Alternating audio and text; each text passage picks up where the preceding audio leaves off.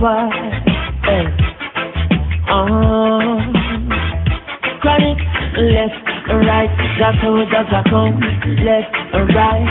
Hey, ooh, yeah, ah, boy.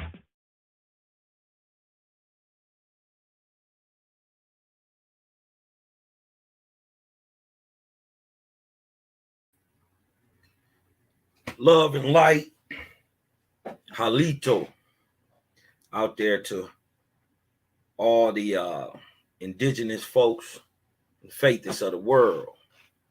Shout to the Nazarenes and the Essenes. It's your boy, your hostess with the mostest, burning like toasters, Cosmon Cal, right back with the Jehovah Chronicles, lesson number 4. Right? This lesson is called the 10 Great Algonquin Kings of America, and also the first 18 tribes of negroes in America. Right? So this is going to be a pretty good one. We're going to get into it. We got a video to share and show. This is all fair use. I don't own this. We're just using it for educational purposes. So YouTube not tripping. You dig what I'm saying? I got to let that be known. I don't own this. This is just fair use. So please don't blank my video. You dig what I'm saying? First and foremost, let's get down right into it and show what is going on in America at these times. You dig what I'm saying? And what time are we talking about? We're going to be talking about basically, hold on, let me cancel this. We're going to be talking about 2 major times. One from roughly the 17th arc cycle. Do I got to show the arc cycles again? 17th arc cycle, of 51,000 years after the creation of man.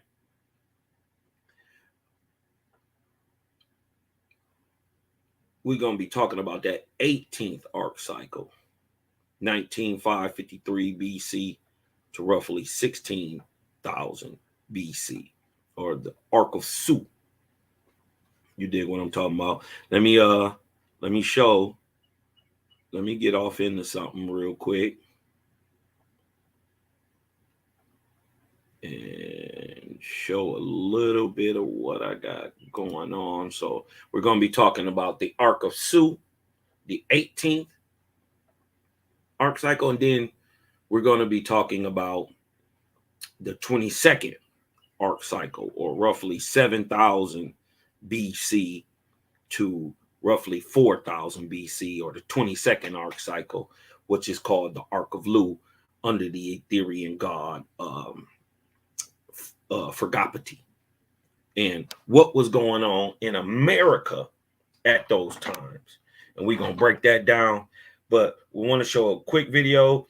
I'll be stopping the video and adding in at different times. You dig what I'm saying? And just so we can get a full understanding of what's going on for all my Israelitish brothers. This is also going to speak about Israel in America. And I like to ask you a great question. If we call the praisers of the Great Spirit who come out of Persia and Africa, if we call them Israel, right? What do you call the praiser of a Great Spirit who is from ancient Vindu or ancient India? What do you call those same people who praise the Great Spirit in China? What do you call those same people who praise the Great Spirit in America? This is why we're trying to tell our brothers, we brothers. You dig what I'm talking about? We're going to show it through the text, but we also going to show it through history and also genetically.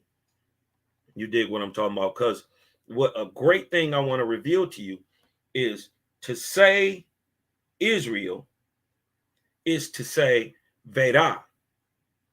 To say Israel, a praiser of the Great Spirit in India, is Veda. To say a praiser of the Great Spirit in China is Tien. So to say a praiser of the Great Spirit in America, it is called Egoquim. Egoquim. Egoquim. It has been Anglicized today, and they call that word Algonquin. So these same, and another great secret is the people who end up being the Veda or pure Shemitic, as the Israelite is, right? Purely Shemitic for the most part. Those same people, the same genetic stock, ended up here in America. At the same time, they ended up in India. At the same time, they ended up in Africa. At the same time, they ended up in Asia, because they only tell us 3 parts of a 5-part story. They only tell you Noah had 3 sons. They say Ham, Shem, and Japheth, or China, India, and Africa. But what about America? That is Gautama. Who is the 5th son? Yista, or ancient Japan, or the remnant of Pan, which is the birthplace of all men with spiritual ability, which is now, it's a sunken continent, which is now the floor of the Pacific. But let's get to this. Share the screen.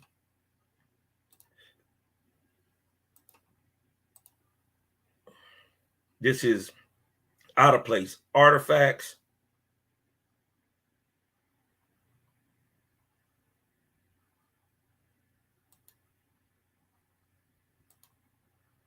Let's get to it. Jehovah Chronicles, lesson number 4. The 10 great Algonquin kings and the 18 tribes of negroes, or Angui, the Ahuan. Check it out. And you're going to also, let me get this out the way first. You're going to also hear a thing about a people called the Adena. And you're going to hear about a people called the Hopewell. They call these people mound builders. They are, in fact, not mound builders. No Adena built a mound. They are thousands and thousands of years older than the Adena people, period. We're going to show they're at least 5,000 years older than the Adena. And the people who built the mounds, the Ahuan, the mound builder, right, is not the people who they find, these giant people or regular sized people or giant people found buried in a mound. That comes later, or the people who built on top of the mounds.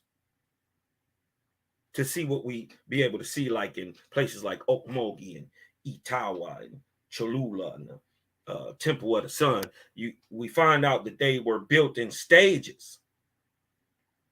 You see what I'm saying? So let's go back. Let's get it. Oriented. In North America, we get much more alignments to the moon. Newark Holy Stones, some of you may be familiar with these. So right outside of Newark is a little town called Gishocton. There's a museum there, the Johnson Farmhouse. You go there, and we went in there, and this was, one of their main exhibits, and I was just blown away, right? So on there, the middle one there is the Decalogue stone, and that's an older version of Hebrew that has the 10 Commandments, and the top symbol there is a symbol for Moshe or Moses. And there's other interpretations of that as well, but most scholars say it's Moses. This is a keystone to the left, I guess to your right, which says "Holiness to the Lord" in Block Hebrew.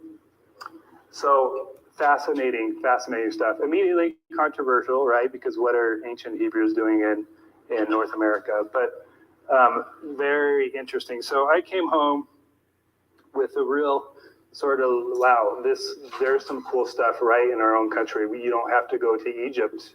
You don't have to go to Central America. So this is how it's relevant. Did ancient cultures around the world know about the ancient Americas? And if yes, why? What was the real reason?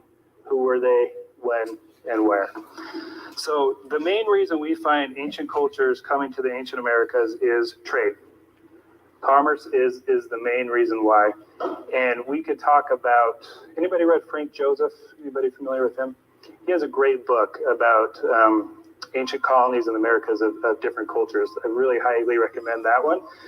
So I'll just highlight a few here because, again, it's relevant to Michigan. Frank Joseph,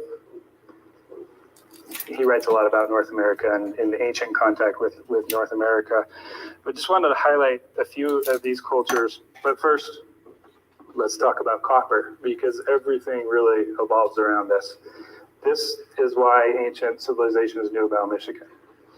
So copper is interesting. So native copper or float copper is pure copper. Now, most other mines throughout the world have it's an ore essentially, and so it's a mixture. It's not pure copper. So pure copper is.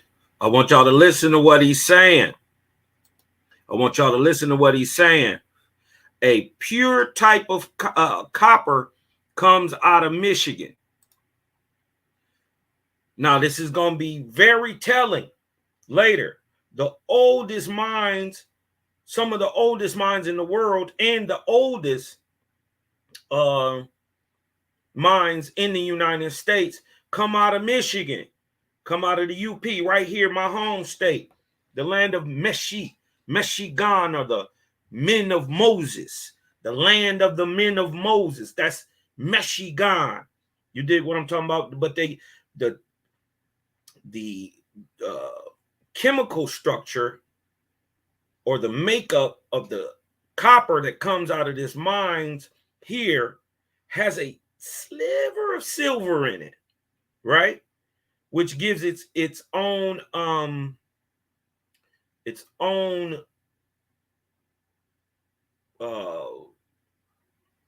type of signature. And so things that are built from copper out of Michigan, right? Things that are built out of copper out of Michigan have its own signature. We can always tell what mine it came from and when. Check it out. It's much more desirable. It's easy to work with. It's much more valuable. So Michigan copper is 97% copper, and then it has a really unique mix with silver. And so essentially, and then they have a nickname, geologists have a nickname for this. They call them half-breeds when it has this certain amount of pure copper and then a certain amount of pure silver. And only in Michigan is this found, nowhere else in the world. And so Michigan copper almost has a DNA signature. You can track it anywhere. And that's really, really, really important. So highly sought after. And what we see, the Michigan mines date from about 5300 BC and abruptly ends about 1200 BC. So it peaks around 2300 BC. So if you know your history, it's really peaking around the Bronze Age. And what are our key elements for bronze? It's copper and tin. And 1.5 billion pounds of this copper was removed from these ancient copper mines. And scholars... Notice this is coming from the Copper Age, not the Bronze Age. Remember, I told you this is from a time in between 7,000 and 4,000 BC. They talking about copper, not bronze yet. Be very cognizant of that. Archaeologists, even mainstream archaeologists, this isn't even fringe archaeologists, are just baffled by where did this copper go? It has just vanished. Now, you do have some of this copper found in, Hopewell burials, some in Maine, some as far as California. But this copper that has been found in archaeological sites makes up about 1% of what was taken out of there. So where did it go, right? That's the big question. So we know, now let's jump in. We're going to talk about a few cultures, and we'll try to go a little bit chronologically here. Let me talk about this first. So a historian in the UK. And I also want y'all to notice, can y'all see me? Y'all can see me? Now look up at the top where it says Michigan Copper. Do you see that sign that goes, it's like a little triangle down, then it looks like an H, and then a leaning I, like an I, H, I. Do you see that sign, y'all? Do y'all see that sign? Right? That sign, hold on, is that sign right there. This sign at the top, right here, is read right to left. It's not left to right, it's right to left. And it says E, O, Ah. E, O, Wah. It's the name of the creator. Written right at the top. Huh?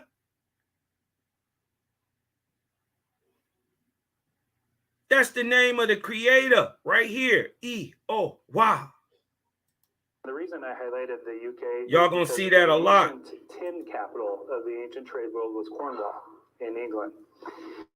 And so Dr. Palvin Jenkins, a historian from Glastonbury, UK, writes, I met a farmer who owns the land on which a megalithic stone circle is, called Mary Maidens, in the far west Cornwall. While clearing hedges, he discovered an arrowhead which was sent to the British Museum for identification. The answer returned 5,000 years old, the source, Michigan. And again, England would be a key, if not destination stop, if you're making bronze, because of the ancient Cornwall in the tin trade there. So there's a plaque also in London's museum that says from about 2500 BC, and that's when we saw the peak of these mines, the peak activity. The use of copper, formerly limited to parts of southeastern Europe, suddenly swept through the rest of the continent. Now, there are some ancient copper mining activity in Cyprus. I see you, D. I see you, Daryl. It's a different kind of copper. It's more of an alloy, an oxide. It's not this float copper, or this pure copper. So it swept through Europe and the rest of the country. And then what's interesting is we can start to track it. So let's first talk about the Minoans. These guys were the culture for the Bronze Age. These guys controlled trade, commerce. If you've read about them, they were based in Crete and in Thera, which is Santorini today. And just so I'm aware, everybody can hear, right? Plumbing. They had running everybody water. can see. Everybody can hear. Hit me with a hit me with the vortex sign if you can hear. The trade, and particularly the Shalom. The trade there. Shalom, Daryl Cosman. Y'all so fit. Peace to the righteous God. In a little town in Michigan. Yahweh, right? Angelic. So, and here there was a bunch of thank everybody for coming through. Now, in 1896, scholars knew nothing about the Minoans until 1905 by British archaeologists. I got you. On Crete. I got you, and Daryl. then we learned more about the culture and discovered a lot of their language. The Minoan language is still a mystery. However, we do know the characters, and this is from that culture. So we got a dose of that Minoan in Owaski. Found in 1896 with, these people could have no idea how to reproduce this. So Dr. Barry Fell, eminent archaeologist, is confirmed that this is Minoan, and I think the translation is still difficult. I'll have to reference his book, but I'm not quite sure what it says. We see other Minoan influence on the Ohio River, the Cavern of Glyphs, it's called. There is some petroglyphs that show Minoan dress, very similar to what's found on Crete. And again, if we line up, the Mississippi River and the Ohio River, you can get about everywhere east of the of the Mississippi River. So it would be a key trade route. Notice Minoan that. Notice they talking about the rivers. Louisiana. We're going to break them down today, too. So this is interesting. So in excavations throughout the world, Michigan ingots, now when we say ingots, we're just talking about little pieces of actual float copper, pure copper. They have been found in Crete. And remember, how do we know that? Because only Michigan copper is that pure alloy, that pure mix. So it has a DNA signature. Just think of it as DNA. So archaeologist Zen Halpert says that other Michigan copper essentially has been found in archaeological sites in Britain, Sardinia, Cyprus, the Nile Delta, Turkey, Bulgaria, and other places. Now this graphic is from the National Geographic. This picture here, illustration. So there is a shipwreck off the coast of Turkey in Cape Galedonia, and this has Michigan copper in it. And this ship was full of trade goods. It had Egyptian jewelry, Hittite goods, and Michigan copper. And again, the Minoans would have owned that trade. Now, were the Minoans actually mining, or were they just picking up the copper? It's still debated. But I personally think is this still on? It's still on.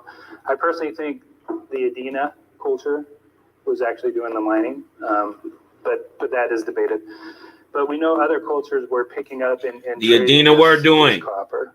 They were mining. And so in Ohio, this is only found about 20 years ago. Well, we're mining. You're gonna find that out. Metal detector was going over. It was either a high school football field or just behind it, and it went off, and he dug down. I'm sure he wasn't supposed to, but he found these pendants, very Minoan-like. This dress, it's a certain dance that they do, and this double axe symbol was a sacred symbol to the Minoans, and this is a pendant. When you see artifacts like that with a hole, it was usually worn around the neck as a pendant. So this found in Ohio. It was Cleveland area, really close to Kirtland. Whoa, look at that toroidal force. Okay. Y'all see that? So, the toroid? We have the Minoans, and they really, we have them around 2500 BC. They go through some challenging things. So Thera, which is Santorini, erupts and absolutely destroys half of that civilization. And then it continues to thrive on Crete, even though they suffered major tsunamis and other earthquakes. But around 1200 BC, the Minoans just sort of vanish. They disintegrate. Their society is gone. And so waiting in the wing are the Phoenicians. Now, the Phoenicians rise about 1200 BC, and again, very similar to the Minoans, they were tradesmen, but what they were really, really known for, they were expert sailors. And that was their thing. And some of their culture overlapped with the Minoans, where the Minoans would even use Phoenician sailors, and the Egyptians would use Phoenician sailors. The Phoenicians are Canaanites, so they're Semitic. But they, of course, clashed with the ancient cultures. Oh, hold on. We got to stop it there. They were not a fan of Joshua. We got to stop it there. Were the Phoenicians Canaanite? Is that a true question? Is that true? Or were the Phoenicians Persian? Huh? Another great secret I'm going to let y'all know. When you say words like Negro, Persian, that is the exact same word.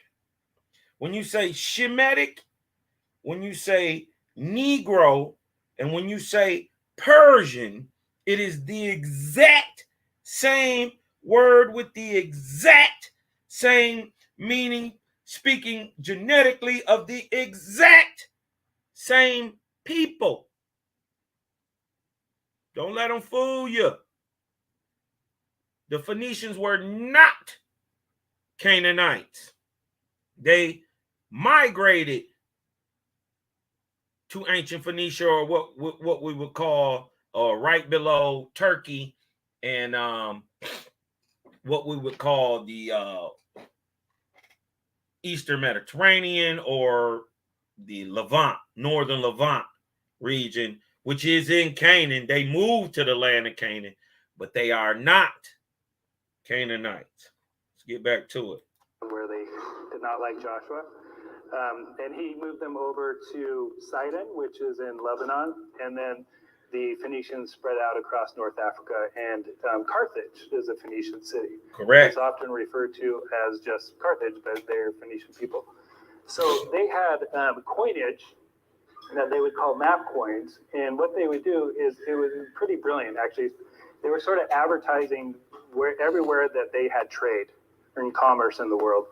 And scholars, at the bottom of the coin, you can see that map there, and this is what some scholars, well, most scholars have interpreted it to be, you know, America, you have Britain there, you have Europe, Africa, Mediterranean, Asia. So essentially, the Phoenicians traded all over the world. Now, when we talk about ancient cultures sailing the seas, right? I'm sure this crowd especially knows that it's debated, right? You have your diffusionists, which are, yes, obviously ancient cultures traded with each other, talked with each other, and you have your isolationists, which are some of your traditional stuck in the mud archaeologists that say, no, everybody was isolated, and different symbols and goods popping up, or just coincidences, or the funniest explanations are, you know, you actually find lots of Roman coins all over the eastern United States. Well, some collector, you know, had a whole bag and just dumped them in the Ohio River, right? I mean, they say really odd stuff like this. And they're a dying breed. It's changing, but anyway, that's the poll. That's the contention. So back to the Phoenicians. So this is in Monaghan Island. Anybody familiar with Ogham? So this is ancient Celtic writing. So most of your ancestors here, I imagine, wrote in this. If you guys have some of the same ancestry as I do, I imagine. So here, Barry Fell, in his book, he writes about this in America, BC. So this inscription says, cargo ships from Phoenicia. And again, this is an island just off of Maine. And it's written in Ogham. So either the ancient Celts were writing it here because it was Phoenician port and to leave it alone, or the Phoenicians wrote it in Ogham, so the Celts would leave it alone. We're not quite sure. But it was used in Ogham, and it's essentially a sign that says this is a Phoenician port, you know, leave it alone. So we've got a presence there in Maine. Okay, this is a really interesting quote I stumbled on in my research. So this is by Dr. James Gillian, former vice president of Yancombe College in Illinois. And my dad's family is from Illinois, so I like all Illinois stuff. So he said, the professional team of archaeologists and linguists have made a systematic sweep of the upper Midwest in about 1992, finding conclusive evidence that the Phoenicians had indeed sailed up the Mississippi River on a regular basis. Farmers in Indiana, Ohio, Illinois, and Michigan, while clearing their field, that should be fields, in the 1800s, often found rocks inscribed with odd letters in unknown written languages. Many inscriptions were written in Punic, which of course is Phoenician. So very interesting. I think most scholars acknowledge this, but they just are careful because of the politics in academics, right? Egyptians. These guys were druggies.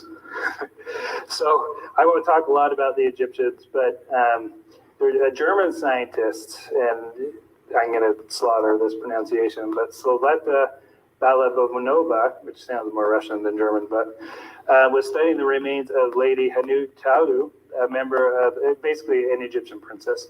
And what she finds there are traces of cocaine and nicotine. Again, only native to the Americas. That is not found anywhere else in the world. And so we see it show up in ancient mummies in Egypt. They're pretty sure this was used ceremonially, but you know, who knows? Could be recreational. Corn. Corn is another thing you see all over ancient Egypt. There are murals, carvings, everything It's native to the Americas. It is not from Egypt or anywhere in the Middle East. It came from the Americas. And you see that all over Egypt. So the Egyptians definitely traded. A lot of scholars think they used the Phoenicians because they were the sailors. But they definitely had American goods. Yeah, there's actually been marijuana that has showed up in mummies too. So these guys were druggies. Hebrews. So Hebrews are the more interesting one because the Hebrews were not colonizers. They weren't traders.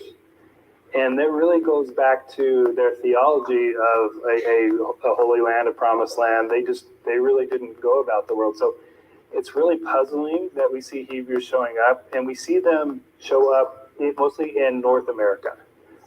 Very little, if any, in Meso or South America. So there is 8 evidences. There's more, but these are... Okay. Quick question. Where is Shechem-Mereth? Moses led the people out of the land of Egypt. They went west, not east. After 4.5 years, they was pretty much settled, but it took them 40 years. Where is the land of Shechem-Mereth? The ones that are like, so we talked about the Newark Decalogue stone. This was in Newark. This had the 10 Commandments. We showed it earlier. Back Creek stone is really interesting. And again, this isn't necessarily related to Michigan, but I'm just showing ancient cultures knew about this area. So the Back Creek stone was found by the Smithsonian Institute, which traditionally is isolationist in doctrine. They are not diffusionists at all. So Smithsonian archaeologists find this. They put it in their museum, the Smithsonian Museum, and they call it Cherokee. Well, it's not till, I don't know, maybe 80 years later, Dr. Cyrus Gordon says, you have this thing upside down. Turn it right side up. It's Old Hebrew. It says, for Judea. That is the bottom one there. For Judea and Block Hebrew. So, oops. The Smithsonian can't deny that one, right? They just ignore it. Las Lunas stone, Decalogue stone, has the 10 Commandments in New Mexico. I've never been there. I would love to see it. I have seen the Tucson artifacts, which are really interesting. And you also see Roman artifacts showing up in the Tucson stuff. And then there's a Hebrew petroglyph in New Mexico as well. So something was going on in the Southwest as well. So we start to see these little pockets of ancient culture showing up. Really, really interesting. The Hanukkah, or the Hanukkah earthworks, let me show you a picture of that real quick. Again, found by the Smithsonian. Squire and Davis wrote about this. It was actually in the first official publication of the Smithsonian Institute. Obviously, you see a menorah there, and then you see an oil lamp. So sacred symbols to the Hebrews. Unfortunately, the Army Corps of Engineers ordered this destroyed. So this is no longer, this is plowed over, this does not exist. And that's a whole discussion as to why that may have happened. That's a whole other lecture. Read about John Wesley Powell, and you'll start to see where this all connects. Not a good dude. Okay, and then I think I didn't bring my oil lamp. I do have one that dates to about 72 AD, but it's just a beautiful, beautiful thing, and it's a tragedy that was destroyed. Okay, so we set the stage with ancient cultures a little bit. I think it's unquestionable that there was contact with the Americas, and it's not all North America, it's Central and South America as well. And the Phoenicians were definitely in Brazil. There is a stone there that is translated. They had a shipwreck there, and they left some markings there. But we're going to go back up to North America and set the stage here for the Michigan artifacts. Okay.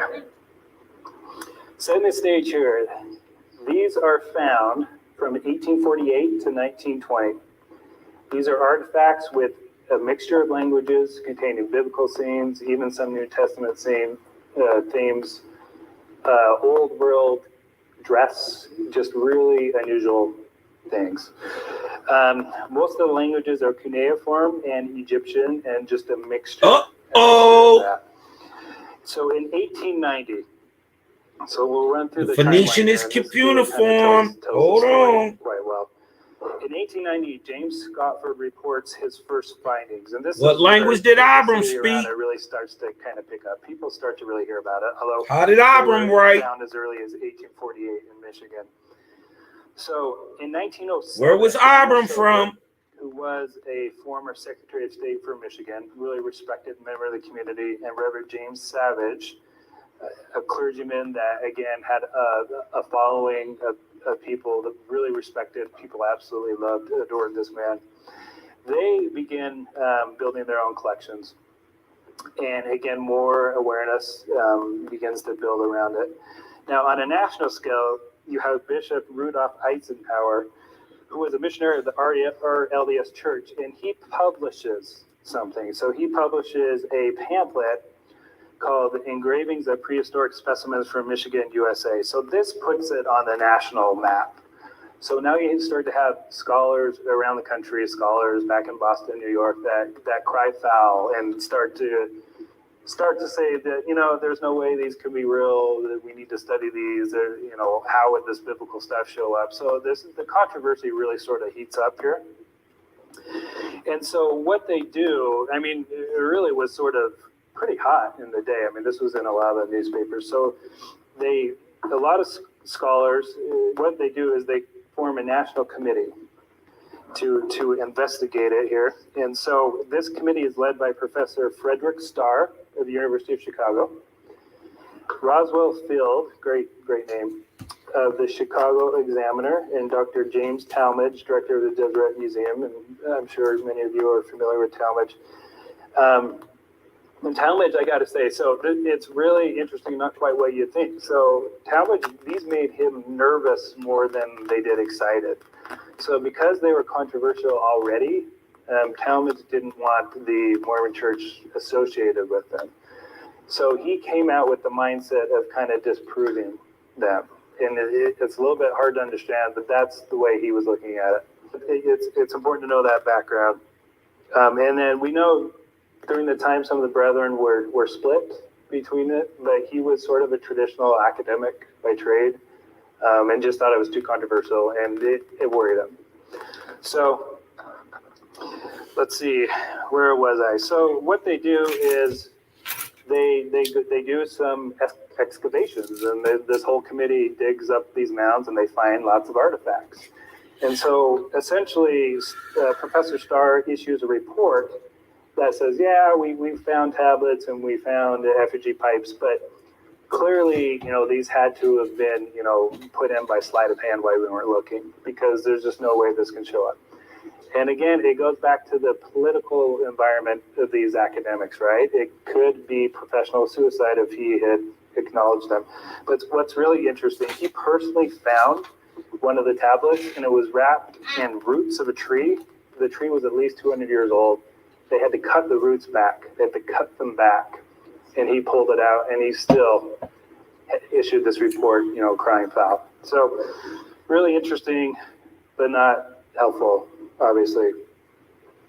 So Talmadge, so this committee breaks up, but Talmadge is still out here, still interested, still worried about it. So he takes Scotford out and goes out with him. They dig into a mound, and they find a tablet. So he says, okay, and he's still skeptical, and he takes out Soper with him as well. They dig into 2 mounds, and they find 2 more tablets. Well, he then ventures by himself and explores 22 mounds and doesn't find anything. And so for him, that cements in his mind, these aren't real. So he goes back, tells Salt Lake, let's just leave these alone. These aren't real. And he even accuses Scotford of forging the artifacts. Now, it simmers a little bit. So we're going to jump up to 1953. So Judge Cloudstone of Peoria, Illinois, asked respected Chicago attorney, author, and scientist Henrietta Mertz to study the collection because he owned several himself and was really interested in it. Now, Henrietta Mertz was awesome. So she was probably the most qualified person in the entire world to study these. She was a code breaker in World War II. She worked for the OSS. Was a code breaker, was trained at PhD in linguistics with a specialty in forgery. There was no better scholar in the entire world at the time to study these artifacts and to get an opinion on whether they were real or not. So, what does she conclude? She concludes that they are absolutely genuine, without question. And she reports that back to the judge, reports her findings publicly, and then starts a book. And unfortunately, she dies before it's published, but I saw somebody holding it. Somebody have Henrietta's, oh, it's on the table. Oh, yeah. Yeah, so that's her book, and it's published after she dies, but she absolutely believes they are genuine, and she gives her reasons in the whole book. Her theory is that they were Coptic Christians that came around 325 AD because the Coptics were persecuted by the Roman Church. And that's around the Council of Nicaea, where the Roman Church sort of said, okay, we're going to go with Trinity, we're going to go with whatever else. And they did it ruthlessly. So without getting into that, her theory was that the Coptic Christians fled and came to the Americas. And so that's why there's some New Testament scenes. And we'll talk a little bit more about that. But okay, now we're going to jump back a little bit, actually, sorry. So in 1960, current LDS Church elders, Bird and Roundy, they meet with Father Charles Sheedy of Notre Dame, and they strike up a friendship. And it's a priest; they're not necessarily trying to teach him, but they strike up a friendship. So Father Sheedy goes and gets these artifacts. So what happens was there was a huge collection that has now become known as the Savage Soper Collection. So Father Savage died, and he willed it to Notre Dame. That's how it ended up there. Then it went into a basement. The Catholic priests were wary of it too, and they're academics as well. So he thought that these missionaries would be interested in it, so they brought him up and showed the elders. So the elders wrote back to Salt Lake, and at the time, Elder Milton R. Hunter was the church guy, or the history guy for the church.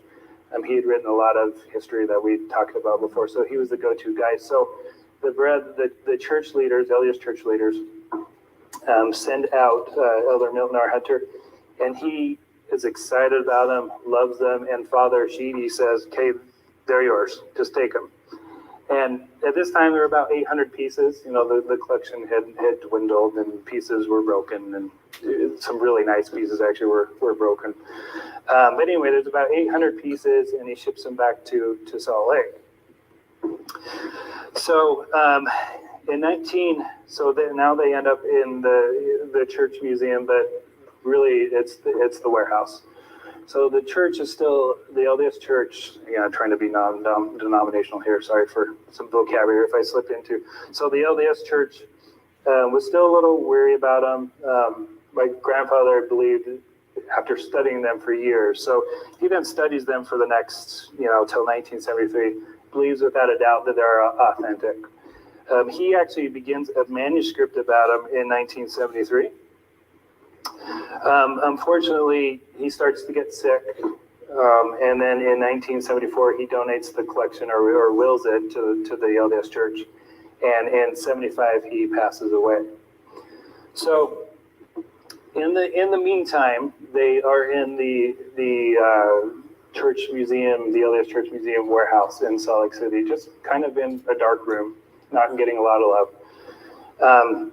So then people like in the interim, people like Wayne May have studied them, and others, and the church has let people have access to them and so forth. And there's been some things written on them, but they sort of were just wasting away in the dark. So in 2000, the church notified our family about the possible donation to Michigan, because Michigan archaeologists from the University of Michigan had said they wanted to study it.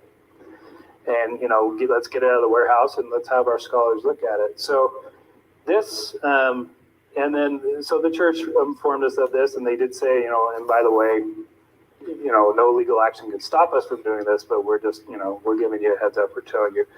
But, they were nice about it, of course, and our family consents to it. Now, if you consider what's going on here, so they're sitting in a dark warehouse for decades, right? And if the church tells my family that scholars are going to want to study it, of course, right? That's what you're going to do, right? I mean, that makes total sense. So family consents, but before the church, the LDS church, donates them to Michigan, there is a professor by the name of Richard Stamps, who was a member of the LDS church, and he wrote a paper called Don't worry about that church shit. Just watch the information. Savage Michigan relics.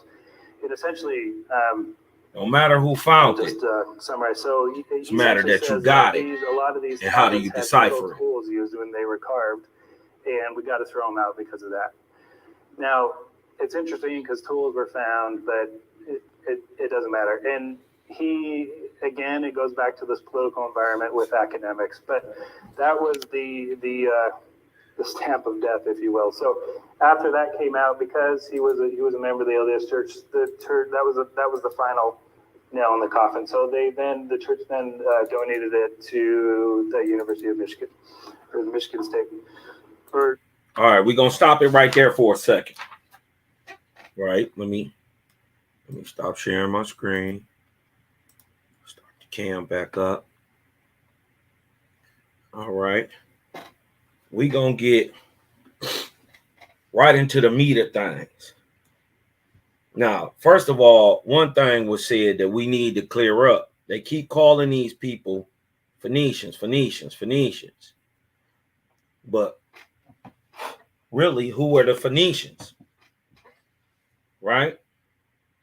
Well, in the land between the great three lands called Ham, Africa, Shem, India, and Japhet, China, is where the three continents meet, where they're the most mountains in the world at. Remember, when a continent smashes against another continent, it pushes mountains up. Okay. In that land, in the middle of that meeting land, is called Persia, even to this day. From Tehran, Iran, Pakistan. Shout out to Child of One. Shout out to Tikva. Shout out Shebrew. Shout out Angelic. Shout out everybody in the house, man. Thank y'all for stopping through. Hit the like, sub, share the screen. Let's get this thing rolling, right? But we got to show first who these Phoenicians are and what stock do they come from, because they are genetically Shemitic, right? So we got to say, when we say Shemitic, we mean Negro, right? When we say Shemitic, we also, the other word that matches up with Shemitic is Guatame. The Guatamians or Guatamians and are basically Shemitic people or Negroid. And the proof of that is they speak a compounded language that went through a Babel and is now not spoken because the words began to be compounded and too long, and you can't make a advanced type people without a solid language for everybody to build on. But let's show who these people are, right?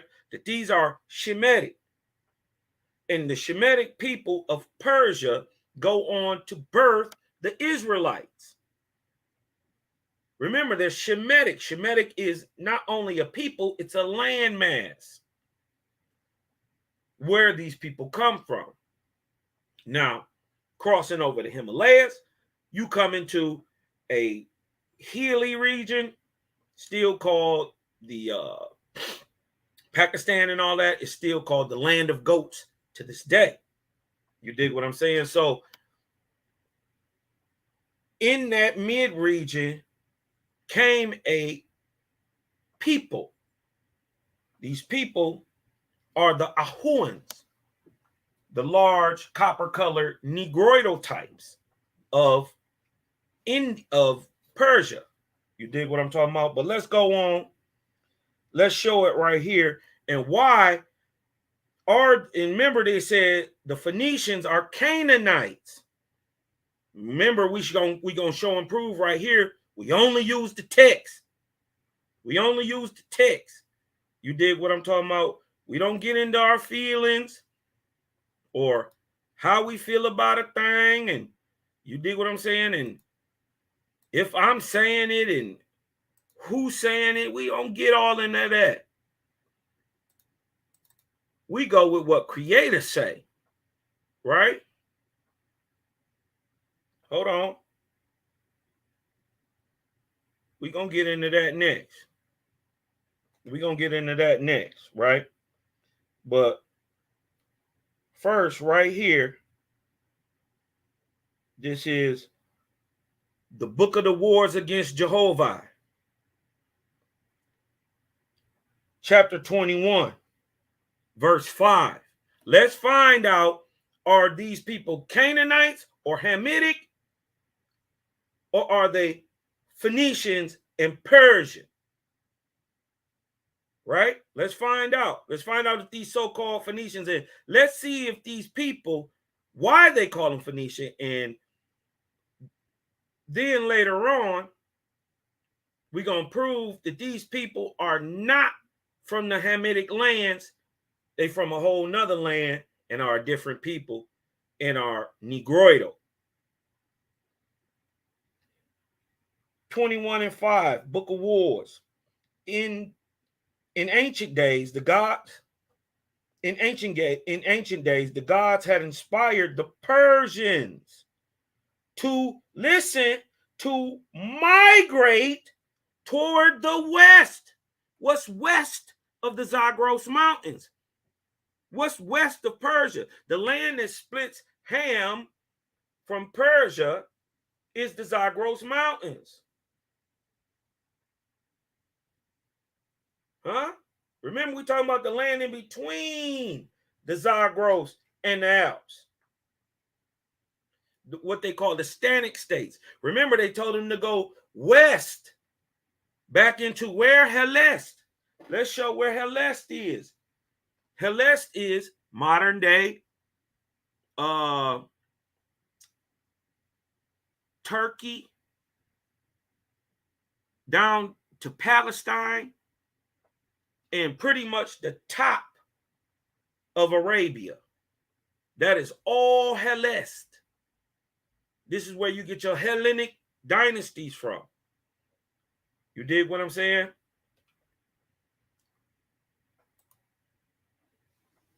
Okay. 1 second. In ancient days, the gods had inspired the Persians to migrate toward the west and inhabit the lands of Helest, also a country of giants, but less given to rites and ceremonies. And they carried with them 3 languages: the Punic of Japheth, which is the very first written pictographic type language, what we would call cave paintings, and the earliest found carvings and paintings that we find, these ones that mesmerize me, and they 30, 40,000 years old. That is the Punic language, right? Where a thing was its picture. So if you had a sword, it was a sword. If you drew a horse, it was a horse. And the word followed the sound. This is why it's phonetics. Now listen. They carried with them 3 languages: the Punic of Japheth, or China, the Vedic of Vindu, or India, and the Persian, right?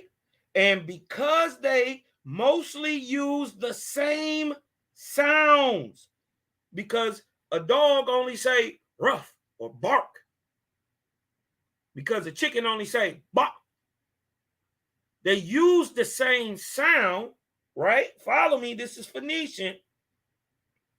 They mostly use the same sounds, but different written characters. A confused language sprang out of these, and it was called Phoenician, or the Phoenice.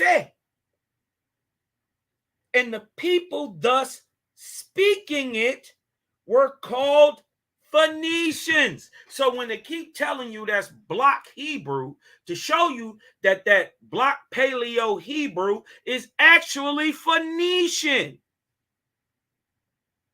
because these are a Persian people, not a Canaanitish people. Huh? What? Let's clear it all up. Y'all here to clear it all up. Right? And the people thus, well, hold on. Now, let's go back a little bit. Let's go back. And these Persians, right? These negroes, that's the same word. These negroes, right? Of Persia, right? Carried with them three languages: the Punic of Japheth, the Vedic of Vindu or Shem, and the Persian, which is also Shem.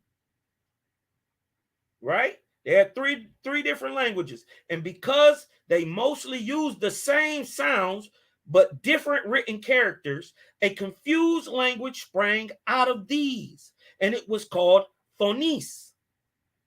And the people thus speaking were called Phoenicians. That is to say, we will use the same sounds, but use whatever written characters we choose according to our judgment. Huh?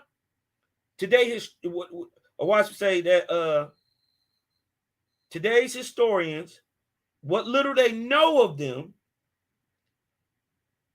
know these people as the Phoenicians.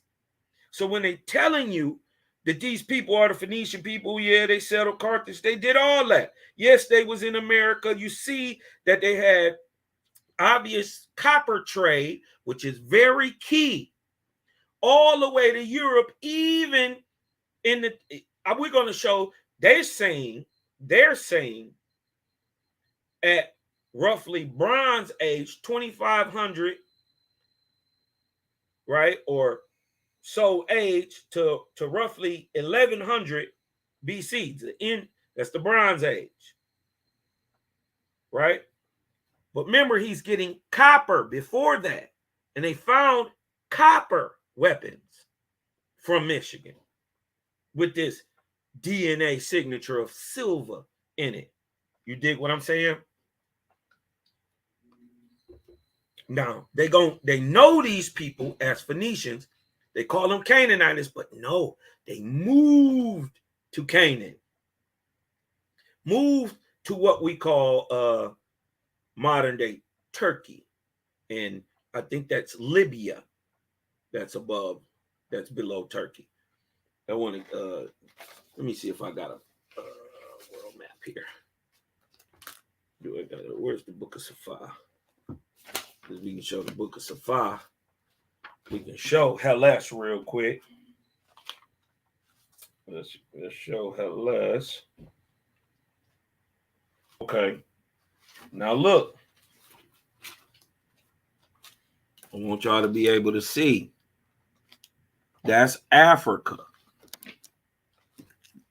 That right there, Erabinia. Look, can y'all see it? Erabinia is Africa, but look, so is the Middle East. But look, all that. That's Italy. That's Greece. That's all the way up into the Rus. All the way over to here. All that's Hellas. Now look, in this area is ancient Persia. We talking at a later time. This is from the time of division of the earth after the flood. But so going on and debunk that. But let's get into this. Whew. First book of God. Huh? Can you everybody see everything good? Everything good? All right.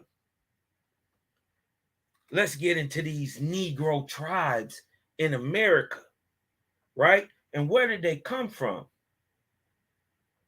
They're from the remnant of the people who got off the boats, the group of ship of boats called Guatemala, or the 4 tribes. 4.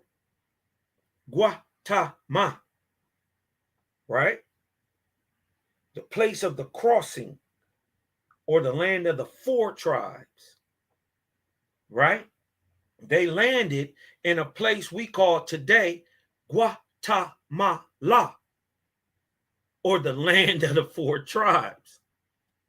You dig what I'm talking about? But let's get into this early Bible, the first Bible of America. Your Bible don't even speak of America. Being of Iwata. Huh? Y'all talk about Moses, but y'all don't know nothing about Iwata. This our grandfather over here. I come to find out I ain't found the African in my genetics, and I can go back steady on both sides, 7 generations.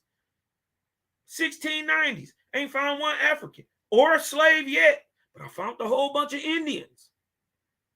Found a whole bunch of Aboriginal people, and I got my 40 acres to show it. I got my 40 acres to prove it. Chapter 24, this is the first book of God, being the first Bible of Guatemala, America, being of Iwata, a man chosen by God for the children of America.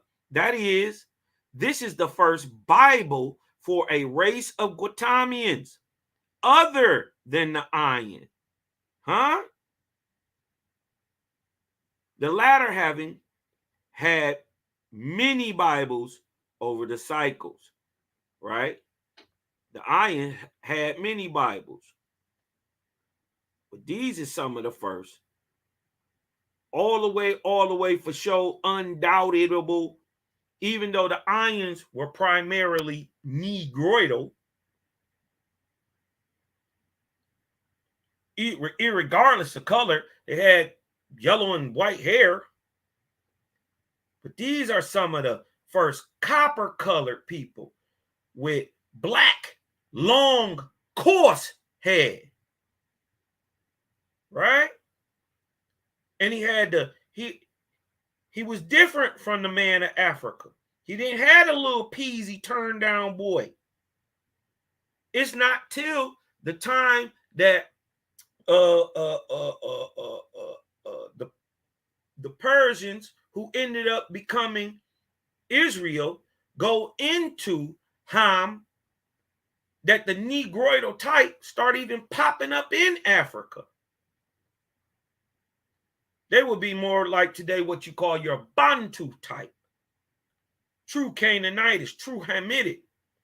It's not till you get that Persian mix that come down through the Lycians, through the tribe of Iz and Zerl, across the nation, across the whole continent. This is why some of them people over there today tell you they Israel.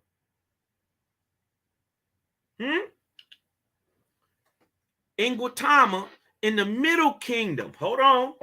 Because see, this is what we do. As faithists, we done broke it down. You dig what I'm talking about? In Guatemala, right?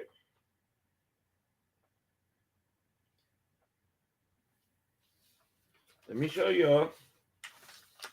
Hold on, let me get this. Let me get it in order real quick. Because I want to show y'all. Okay.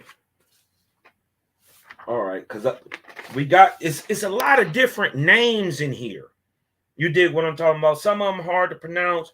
You might not be able to put it through But as faithists, we didn't put our due diligence to this shit. You dig what I'm talking about? And came out with not only truth. If there's a place that we don't know, we don't mark it down. But the ones that we have been able to prove, you dig what I'm talking about, and go through and show, we always do. You dig what I'm talking about? Because it's not just proof to y'all. We want to prove it to ourselves, the validity and power of our Bible. Now, in Guatemala, that's America. That's North, South, and Central America, right? In the Middle Kingdom, right? In the Middle Kingdom of by the Sea of Sociopan. Look, Sociopan is the Gulf of Mexico, or aka the Caribbean. Right? The Caribbean Sea. Sociopan, right? Caribbean. Right? Let me get to it.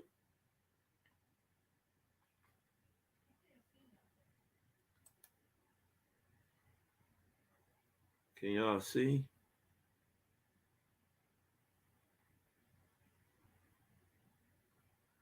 Let me see if I can blow this up a little bit.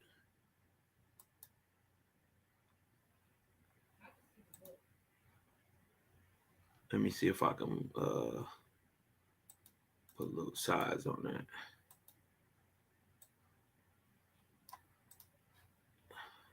Okay. Let me see. Okay. Now, okay.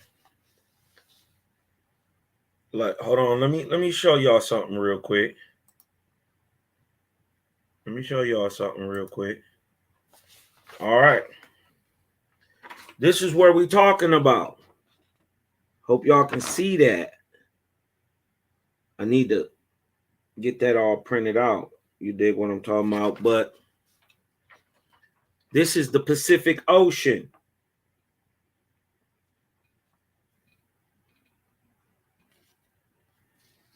This is the Caribbean, the Sea of Sociopan that they talking about. Right? See right here? It's a Caribbean Sea. Right? We talking about this area, Nicaragua, Guatemala, Belize, Honduras, Nicaragua, Costa Rica, Panama, Mesoamerica or Central America, right? This is where we're talking about. Let me get back.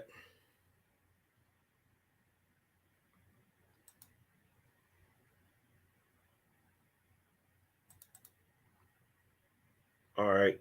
Can everybody see that? Now, in Guatemala, in the Middle Kingdom, Central America, by the Sea of Sociopan, the Gulf of Mexico, the Caribbean Sea. Down from heaven came who?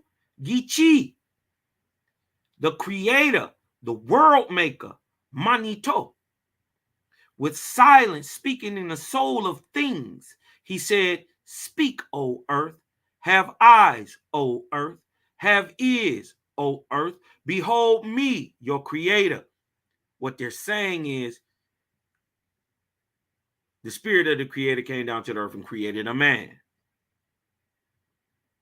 And the earth answered him. We obviously know earth don't talk.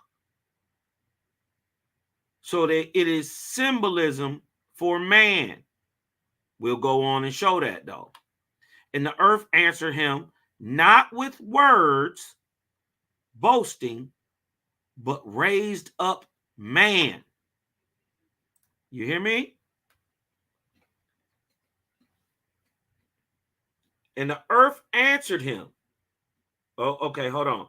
And man said, see, the earth answered him, and man raised up. So when they talking about have ears, have eyes, oh earth, they're talking about creating a man. It is allegory, right? But truth and fact, the creator looked, and lo and behold, the ions of Gautama stood before him. The little people, white and yellow. Don't let your feelings get into this. We're not talking about white like today. Huh? We're not talking about that type of white and yellow. Their hair on every color was white and yellow, but the mode of man or the color of man today was the same then. So don't get it twisted. 80% of the world is melanated. So ask yourself, if you put a light within a white bag, what does the light show like? Shows white. But what if you put that white light in a brown bag? What does it show as? Yellow. Got to get past. I even had to get past that. But once Owaspi explained that they're not talking about white people. Your great grandmama got a head full of white hair. Now Geechee, making the difference, showing the difference. Not the creator, but God said, because you have answered me in faith, O earth, your angui, or your negro, your talking animal, shall be called Ayin. Thus was named the first talkers, men with mouths for words, ears for words. Now,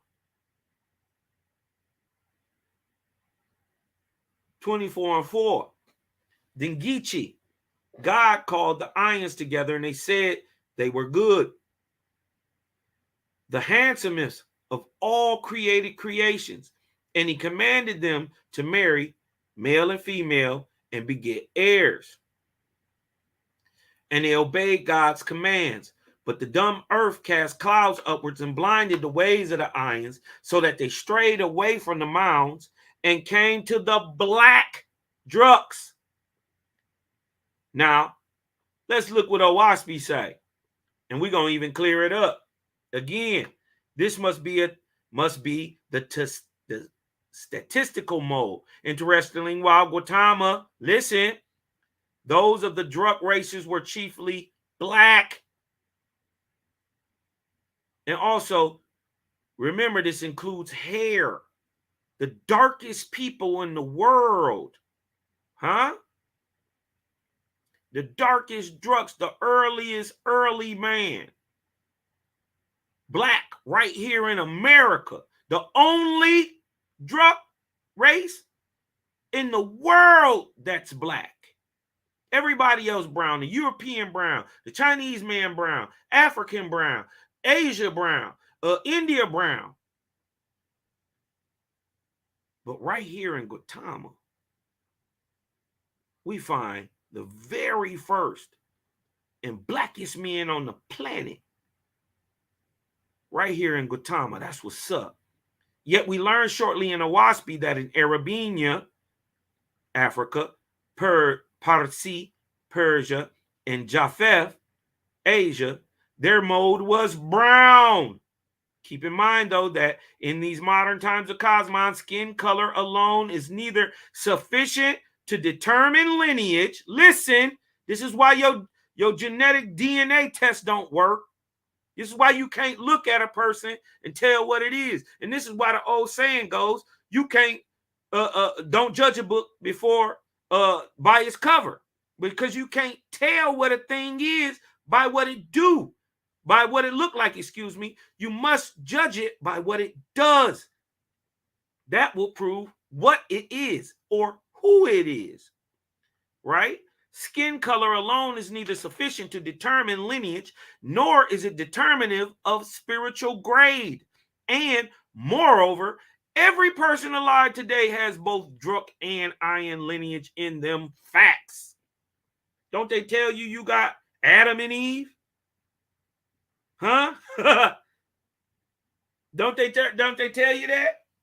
Well, that's because you have iron genetics, high-raised angelic beings, and Adam, something wholly from earth. Now, in the darkness of the earth, the ions mingled with the druks. And lo and behold, but great question, where do these druks come from? Gotta ask that question. We got into it before, but I'll bring it back. And lo and behold, a second born speaking animal, the angui, the mind, me and you, looking like niggas. You think what I'm talking about? Stood up upon the earth, tall and red and strong and swift and handsome. Yichi, God said. Now, when you say red, remember, red is copper. I do not blame you, O iron. I saw the darkness, saw your straits, but you shall never again dwell with the drugs, nor with the newborns, the new redborns, those with faces like new copper, huh? And people say, oh, new copper is, you show me a black man, it's like new copper. I can show you 1,000 of them, 1 billion of them, all across the world, all types of copper, and the new red ones. That's not what we call peanut butter. Little red negroes. They're not even light skinned.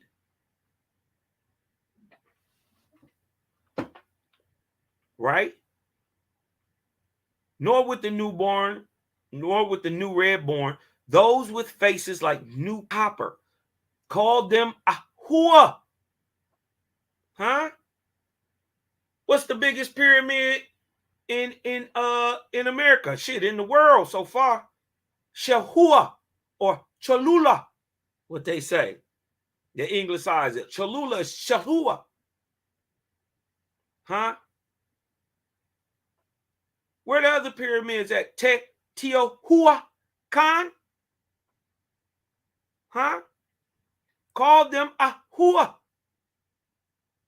Who did Brahma call out to? Who did Zarathustra call out to?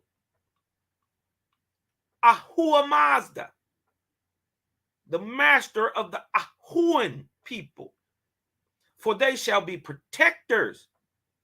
Now, in American folklore, don't they always say the big giant man got with the little itty bitty woman?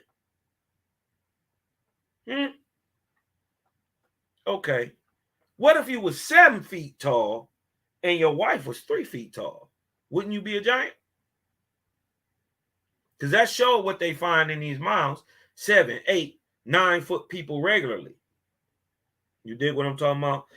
The Ahua, right? Right? Now remember, we down here. They landed over here in Guatemala coming from Pond after the sinking, right here in Guatemala. Can y'all see that? Let me show. Let me see. Let me show it. Let me show it. They came after the sinking of Pond, right? Going east, Guatemala. They landed here, coming out of the Pacific, right? See Guatemala right here? That's Guatemala. Or Guatemala.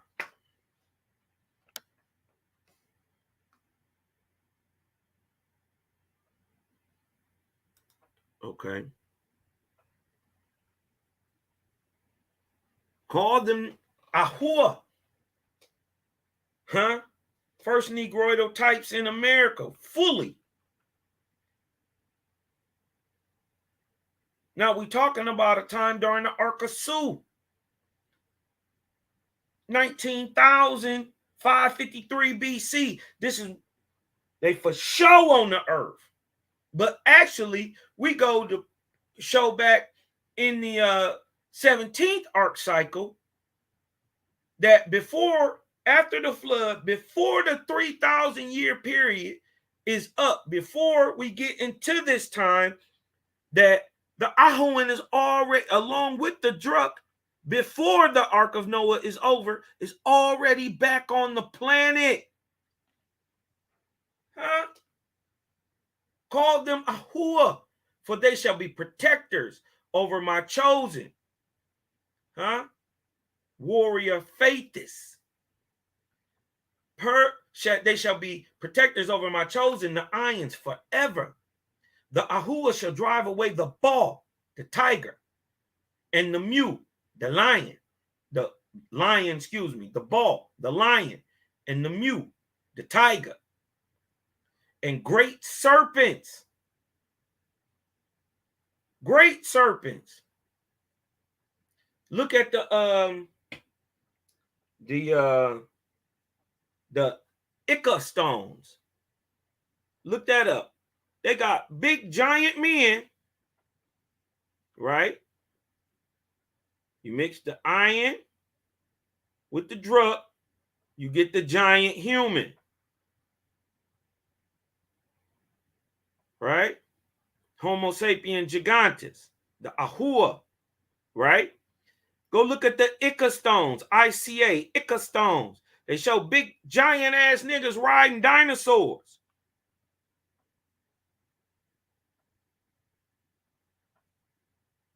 Give you a whole different view on the Flintstones, don't it? The Ahua shall drive away the ball and the gall, the lion and the tiger, and great serpents, dinosaurs, and all man-slaying beasts. For I will make mighty nations out of the seeds of the Ahuans. This is right here in America. This is circa 20,000 BC. This is before the Arkansas. This is during the 17th arc cycle. The first Ahuan's name was Oidu, and his wife's name was Una, and they begot Owina and Dan and Shusa. But they had no more heirs.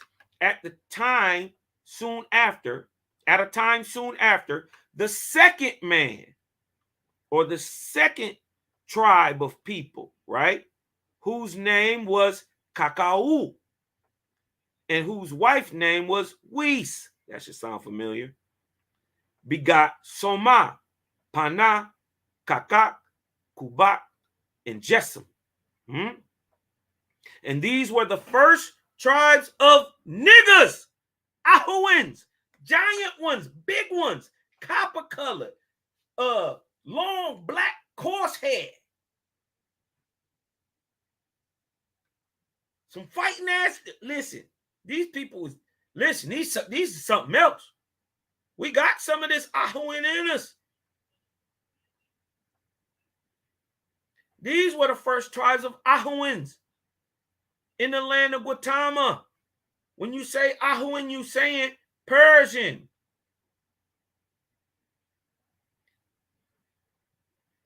Huh? You saying Negro, you saying, hold on, the word is in Algonquin, Angui. You're Angui. Now look, see this? You move it. Now, Creator say you're going to know these Anguis to the end of the earth, and you're going to keep them even here in Gautama. And you're going to readily know these people. You're going to readily know the Angui. So I'm asking anybody on here, show me an Angui. Go call up your Angui homeboy real quick. But let me show you something about how language do sometimes, right? The Angui, right? There is no, right? Look at this.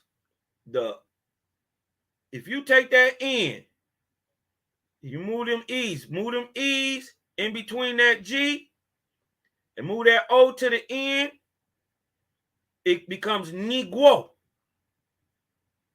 Now, you got to understand this. The very first people we was coming into contact with later on, after great cataclysms, after getting ourselves back together, were the Portuguese and the Spanish, speaking a Latin-based language. Well, in the Latin-based language, there is no wo sound. So I'm going to ask you again. You obviously don't know no Anguis. I don't know no Anguis. But do you know any Negroes? Listen, there is no wo sound in the Latin language. So when the Negro, how they heard the Angui Negro, they said Negro. There is no wo sound in the Latin. Period. But there is a double rolling R, a ro. So Negro becomes Negro. Hold on.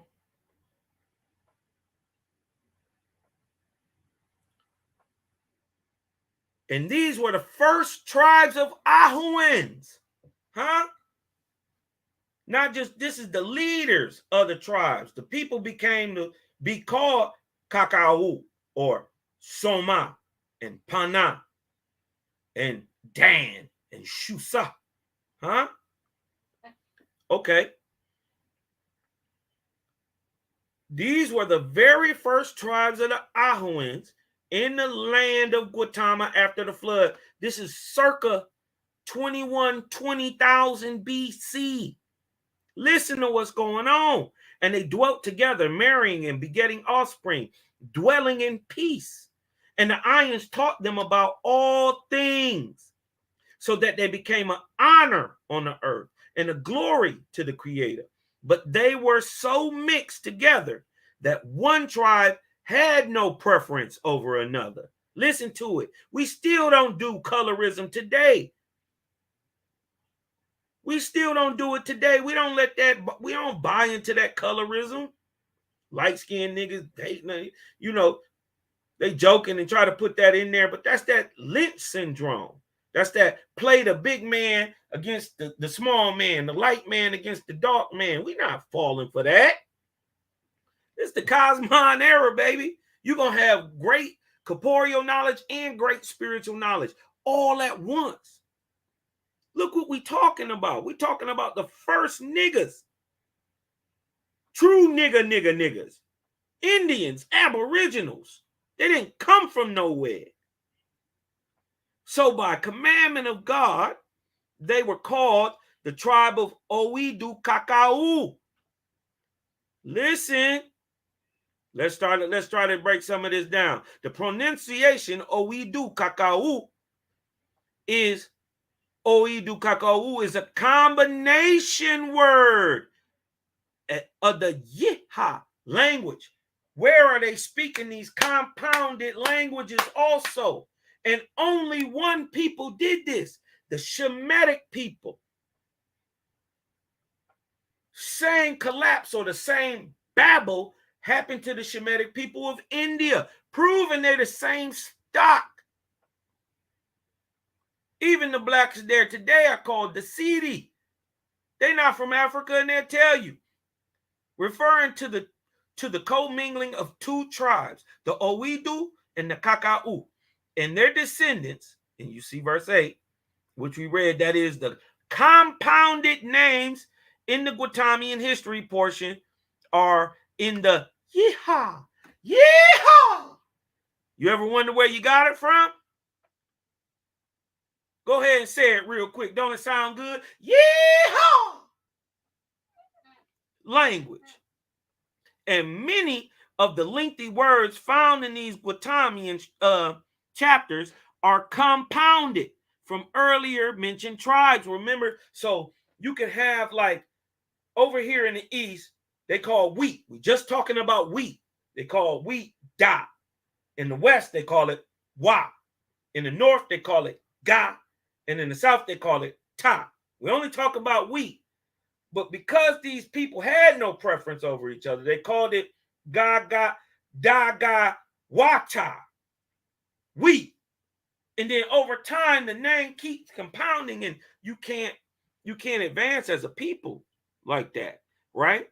So listen, these compounded names in this Guatamian history portion are in the Yeha language.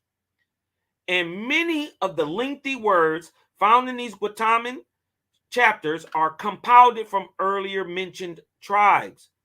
2, the reader should note that the hyphens in the words are there as pronunciation aids, and as such can be removed as shown in some instances throughout this book.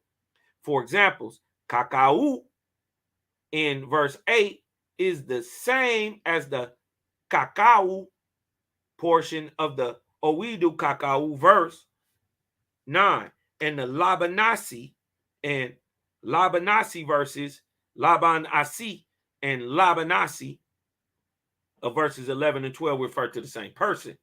So they're just showing you that so you don't get confused, right? Now,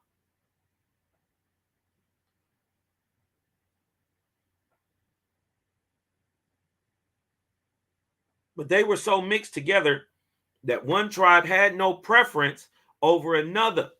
So by commandment of God, they were called the tribe of Kokoaidu, or Oidu Kakau, and the middle kingdom of Waniopanganosa, Central America, right? Let me show you. Waniopanganosa, Central America, is all this land, all Central America, from Belize, Guatemala, El Salvador, Honduras, Nicaragua, Costa Rica, Panama, on down. This is Waniopanagosa, or the Central Kingdom. Huh? Breaking it down for the faithists, man. See what I'm talking about? We ain't playing. You dig what I'm saying? We're not playing at all. And we break the ancient names down. Huh? We break the ancient names down. We not playing with none of y'all. You dig what I'm talking about?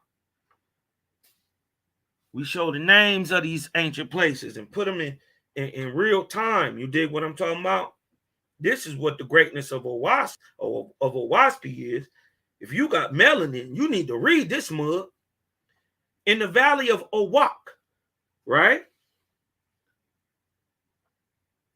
In the valley of Owak. Let me show you the valley of Owak. Right? Now, down here, this is South America. This is the valley of Owak. Right? Now, in the valley of Owak, by the river Hoi Janwan, Gichi, right?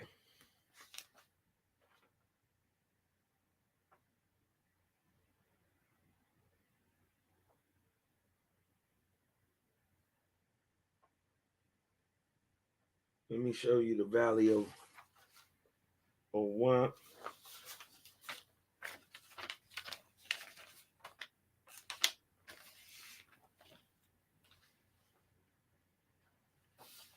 Here's my South America map. Okay.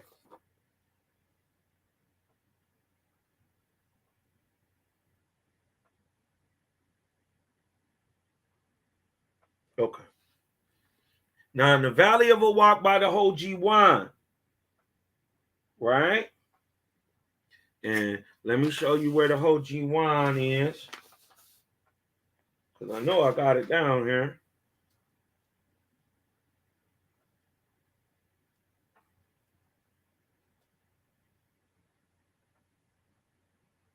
It's called the Magdalena.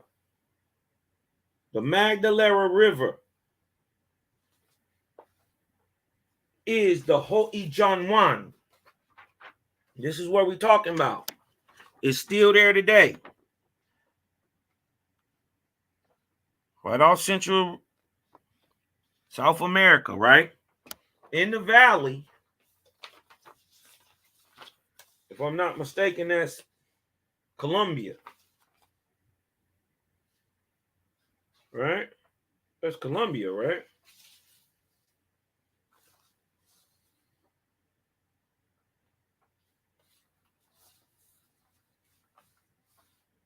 Yep.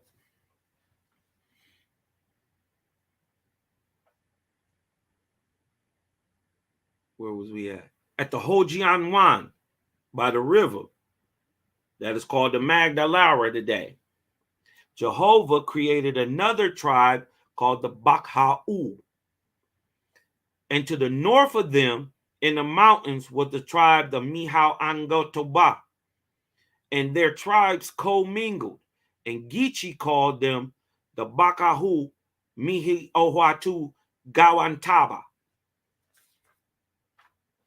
Let me show you where these people is from.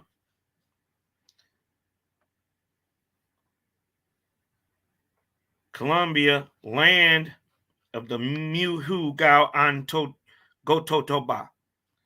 This is where they from. Northern Colombia. Right?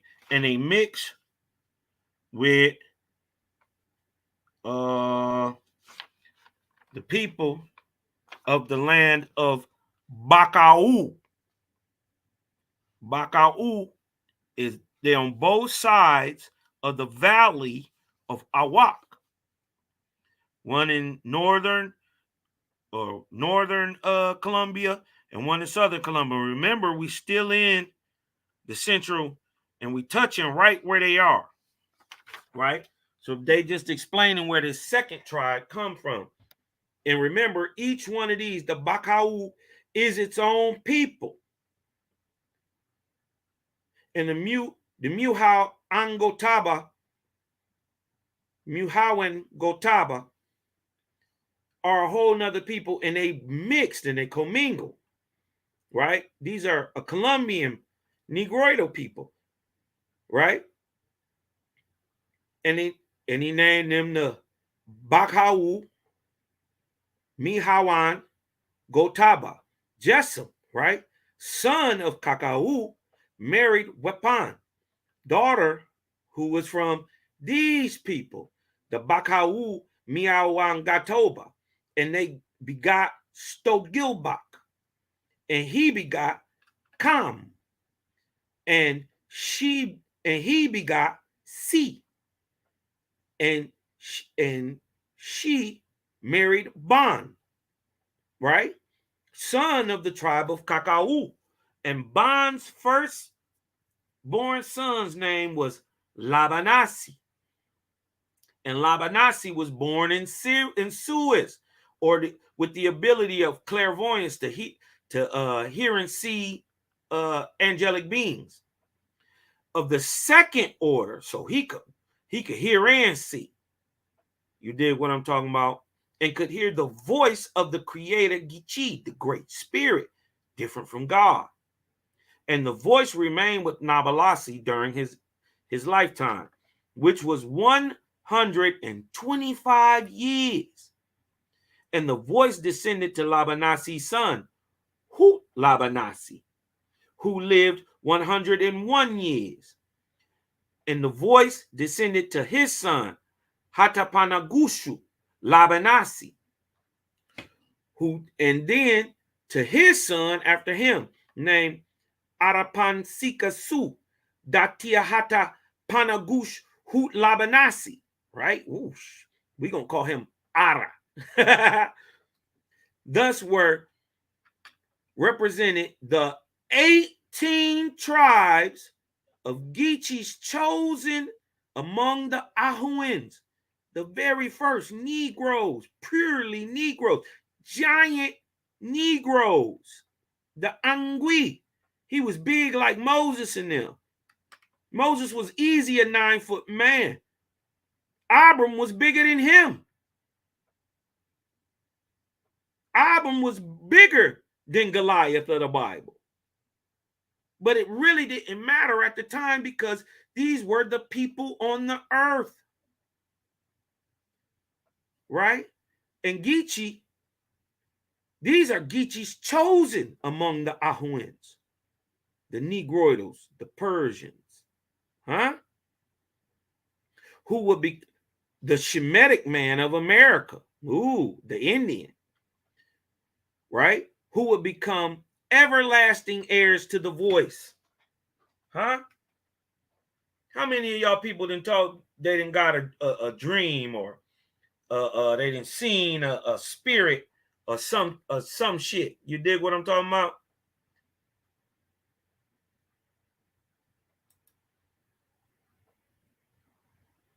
How many people did?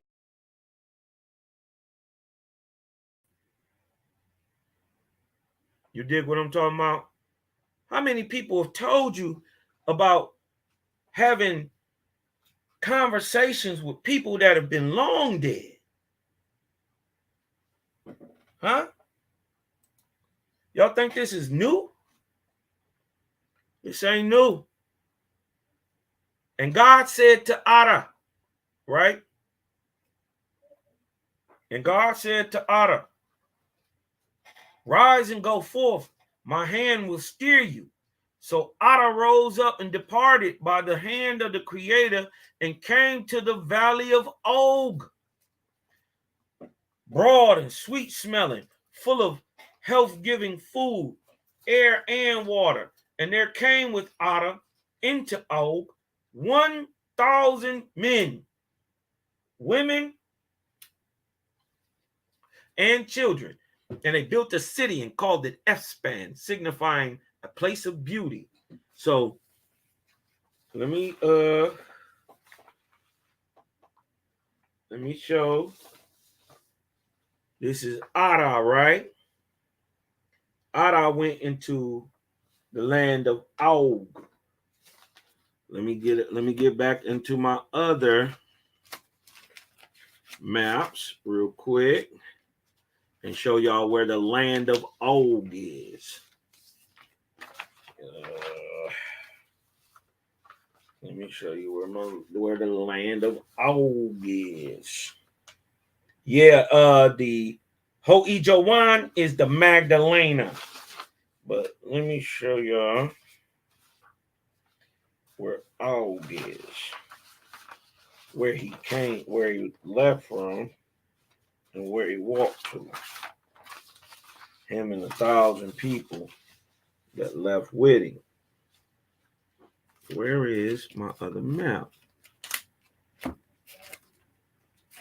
Okay, hold on one second. The land of Og. Hold on, I got it.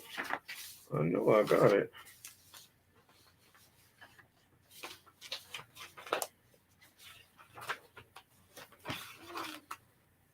Okay.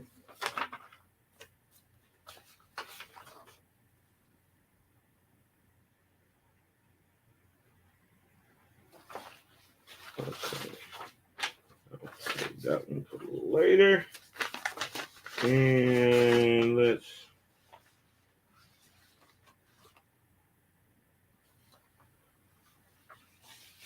Okay.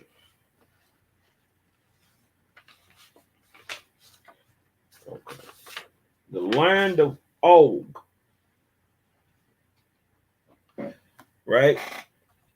It's commonly known today by what we call southern Mexico,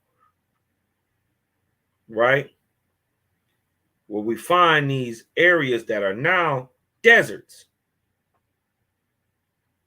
flat plains in between mountains. This is Mexico, right? Also called Om, later in time called Om, right?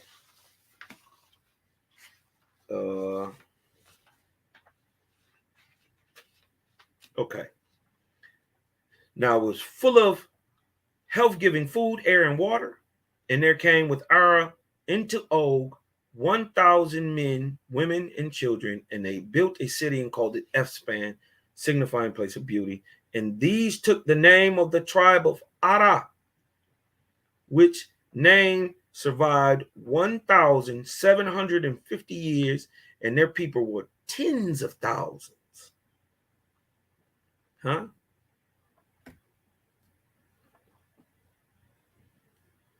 After the tribe of Ara lost the voice, we in Book of the Wars, 24 and 16. Oh, excuse me, first book of God, right? I'm in the first book of God, right? Okay. 24 and 16. After the tribes of Ara lost the voice, there was raised up, listen, Shoshone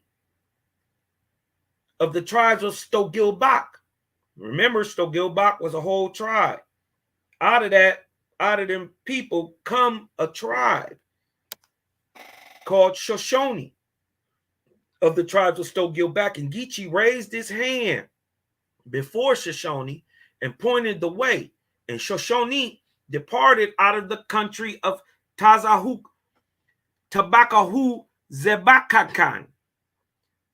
And they came to Og. Right? He came to Og, to the land of Og, which is now modern day Mexico. Well, let's answer the question. Where is Tabachu Zebakankan?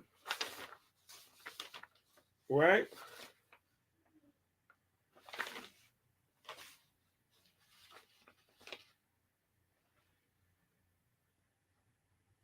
Tebacha, that's modern day, that's Kansas. Out of modern day Nebraska.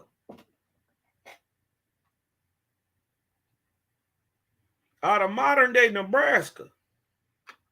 The tribes of Stogilbach. Hold on, let me show you. Let me show you. We got it on the map. Modern day Nebraska and Kansas, right? Those are the lands of Tabakhus and Bakankan. Modern day, what is that again? That's modern day Kansas and Nebraska. Yup. Modern day Kansas and Nebraska. This is where these Shoshone, who come out of the Stogilbach, who were in the Central America region, right? And he took to wife Hissam, daughter of Ugafanada Hua. So we see the Hua right there. So we tell she was straight from the Huan stock of the Ugufana. And they begot Irankimuts. Who? Uh-oh. Ea Rankimuts. Irankimuts. A son of great beauty and strength and a swift runner. The voice of Gichimanito. Huh? The son of Jehovah. Showing that the people even then, 18,000 years BC, knew the difference here in America between Gichi and Gichimanito, or between the Creator and God. And the voice of God, right? The son of Jehovah, came to Irankimuts and remained with him during his natural lifetime, which was 90 years, and passed to his son Fasawunhuta Gerankimuts, and then to his son Managoa Maya Hufasa Managoya Moya, wait a minute, Monagoya Mayaza Zufasa Wunhut. Wunhuta Angaratskimats. We're going to call him Monag. And Monag inhabited the regions of the plains of Yitzhak. That is Arkansas, modern day Arkansas. Right? But we're going to go and show Owaspi said a thing, and we're going to show it though. This is why we go back and study everything, because is it always right? We're going to go on and see. But this is the land today in modern day America we call Arkansas. Yituazau. And his people became mighty in the cities and agriculture. For 4,000 years, the voice of the All-Father remained with the regular succession of the heirs of Monad. But their names and their city names became so long that no man could speak them or write them. So Geechee, Jehovah, raised up Hanga, the son of Ab, of the tribe of Oidu, of the land of the Middle Kingdom. And Hanga went into the mountains of Gai, or the Rocky Mountains. So he left Central America, where we know these people were, around Guatemala, Belize area. He left that area, right, and went to where? He went to the Rocky Mountains. Traveled through the land of Om, through the Sangala Haksax Desert,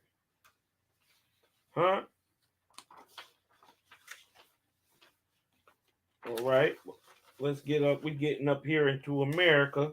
Let me whip out my American maps for y'all. Okay, right now, out of the Middle Kingdom, right, and Hanga went into the mountains of Gai, or the Rocky Mountains, the Eagle Mountains, right? Sloping to the east, so facing the Mississippi, right? And what we would today, call New Mexico and the Four Corners region. You dig what I'm talking about?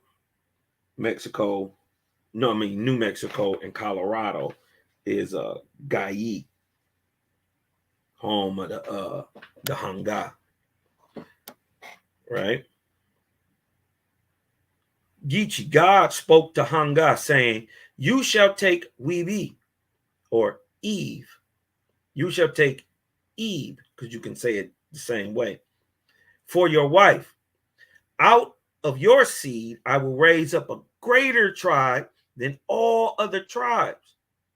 And your firstborn shall have your name, and your son's son shall be called Hanga also, and your son's son, and so on forever. For I am wearied with the burden of names.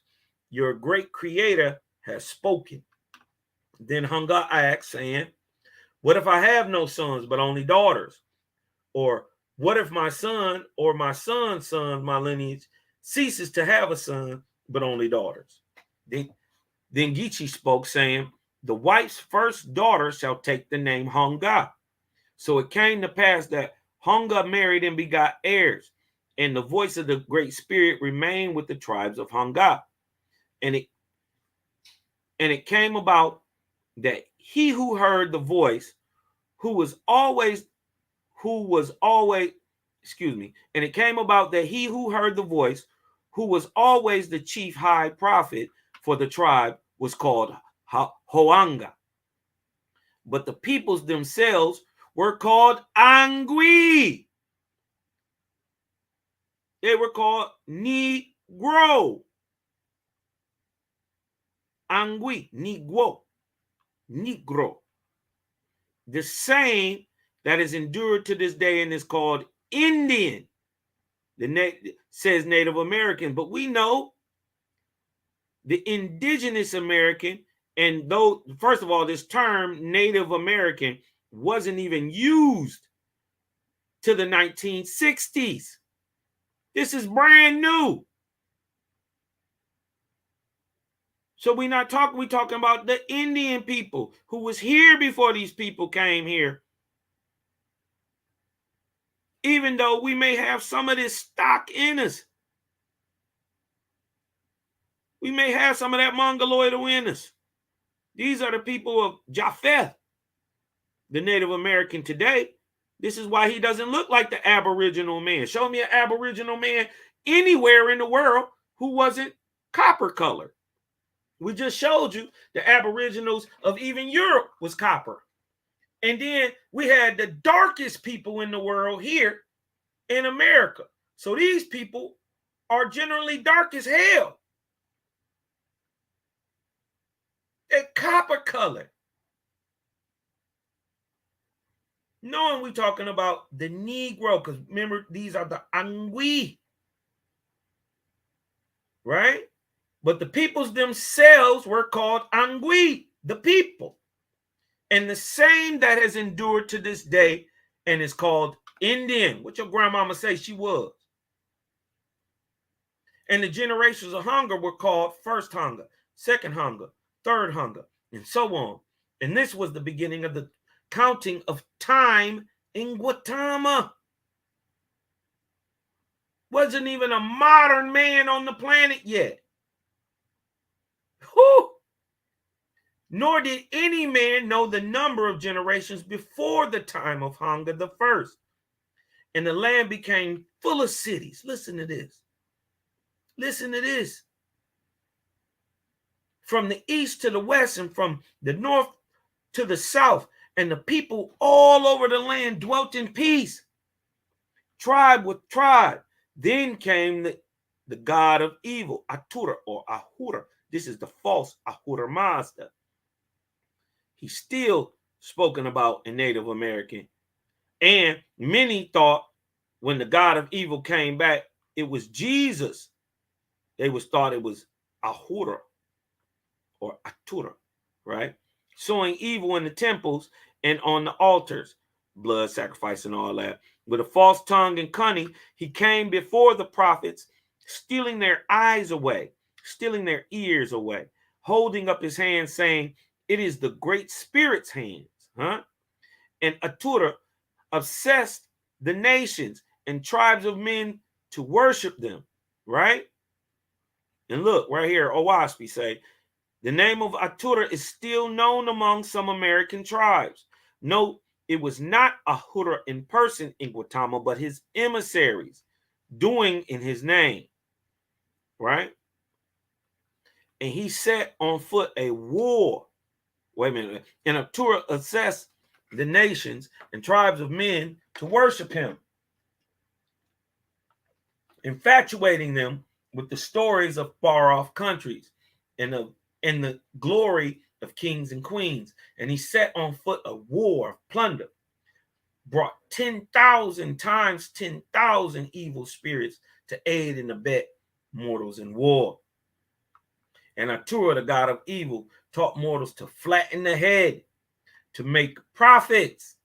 And lo and behold, the land of America, all of it, north, south, east, and west, became a land of seers, prophets, and conjurers, seeking evil for the sake of evil, consulting the spirits of the dead for war and for earthly glory and blood and death. And our history proves that out. These are your 18 first Negroidal Aboriginal men to touch this continent since the time of the flood, 553 BC. Got off the boat, niggas. Right? And then now let's get into these kings, these 10 kings, and let's see what they did. Who is these guys? Do we have any remnants of the things that they did? Why was they doing what they was doing?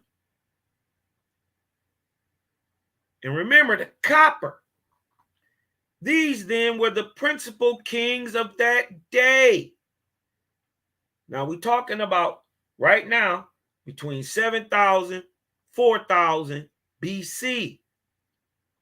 These then were the principal kings of that day before Atura's attack, right? Lanagu, king of Ebukistan, Ebustatgan, a city of tens of thousands in the valley of Edagayanstan. Right, hold on. Let me go back.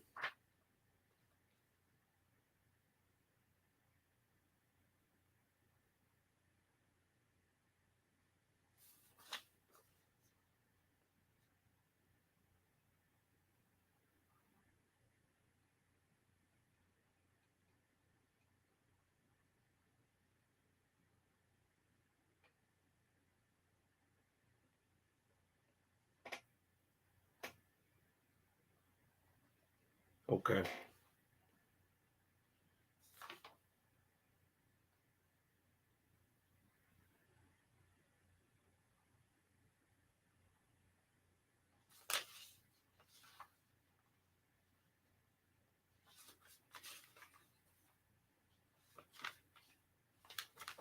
Okay. Lanagu was the son of, wait a minute. Lanagu, king of Ubakistan, a city of tens of thousands in the valley of Edagayastan. Lanagu was the son of Tuga Ugahaha. Huh? Does that sound familiar to y'all? He was the son of Tuga Ugahaha, who was the son of Evifragana Kukuwanpan, who was the son of Oyoyu Stuia Pa Wihaha, who built the canal Asioa of Papua New Guinea Tower. What is the canal of Asioa? The canal of Asioa is the Mississippi River. Huh? Do I got my thing on? Hold on. Let me start my cam. The Osceola is the Mississippi.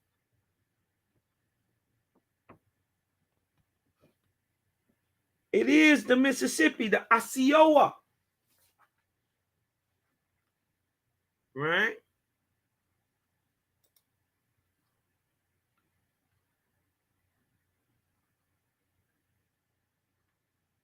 Of Papua New Guinea Tower. Now, where is Papua New Guinea Tower? It is an overall name given to the land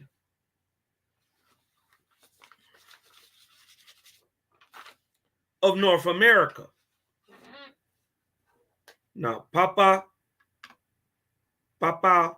New Guinea Tower almost sound like Papua New Guinea. Papua New Guinea Tower, right? They built a canal of the northern part of America, or what we would call modern day America. The ancients called it Papua New Guinea Tower, and which extended from the lake of, or the sea of Hula Hula Pond, Lake Superior, right where the copper mines are, to the plains of Ogankwe,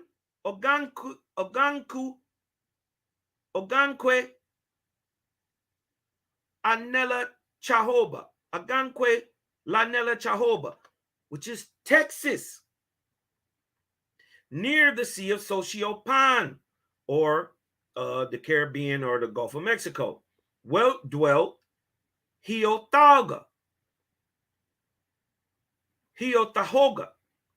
king of kings, whose temple was roofed in copper and silver. Right? Let's show this shit. Let's show it. Got to break it down. Got to make sense. If it don't make sense, man, then it ain't right. It ain't from the creator. Can't be. You dig what I'm talking about? If it ain't no rhyme, no reason to it, it's not right, y'all. Right? Let me show.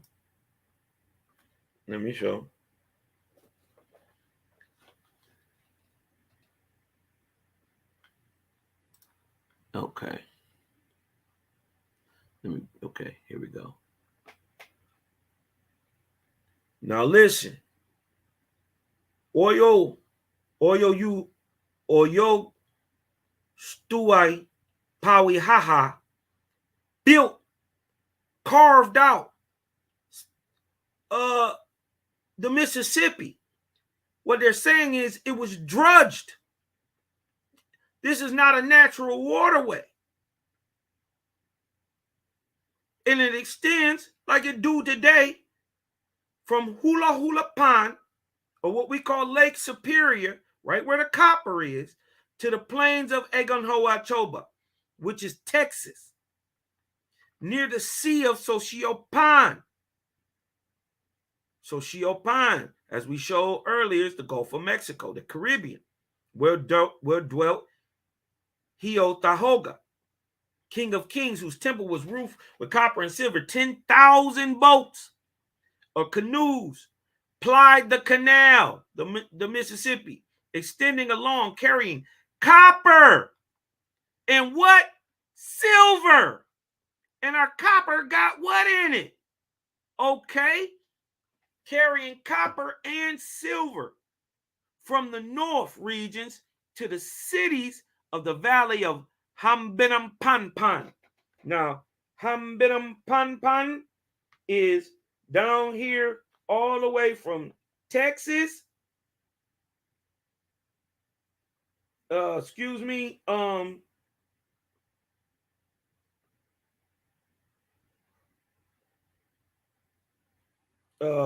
the hell is sitting over Texas?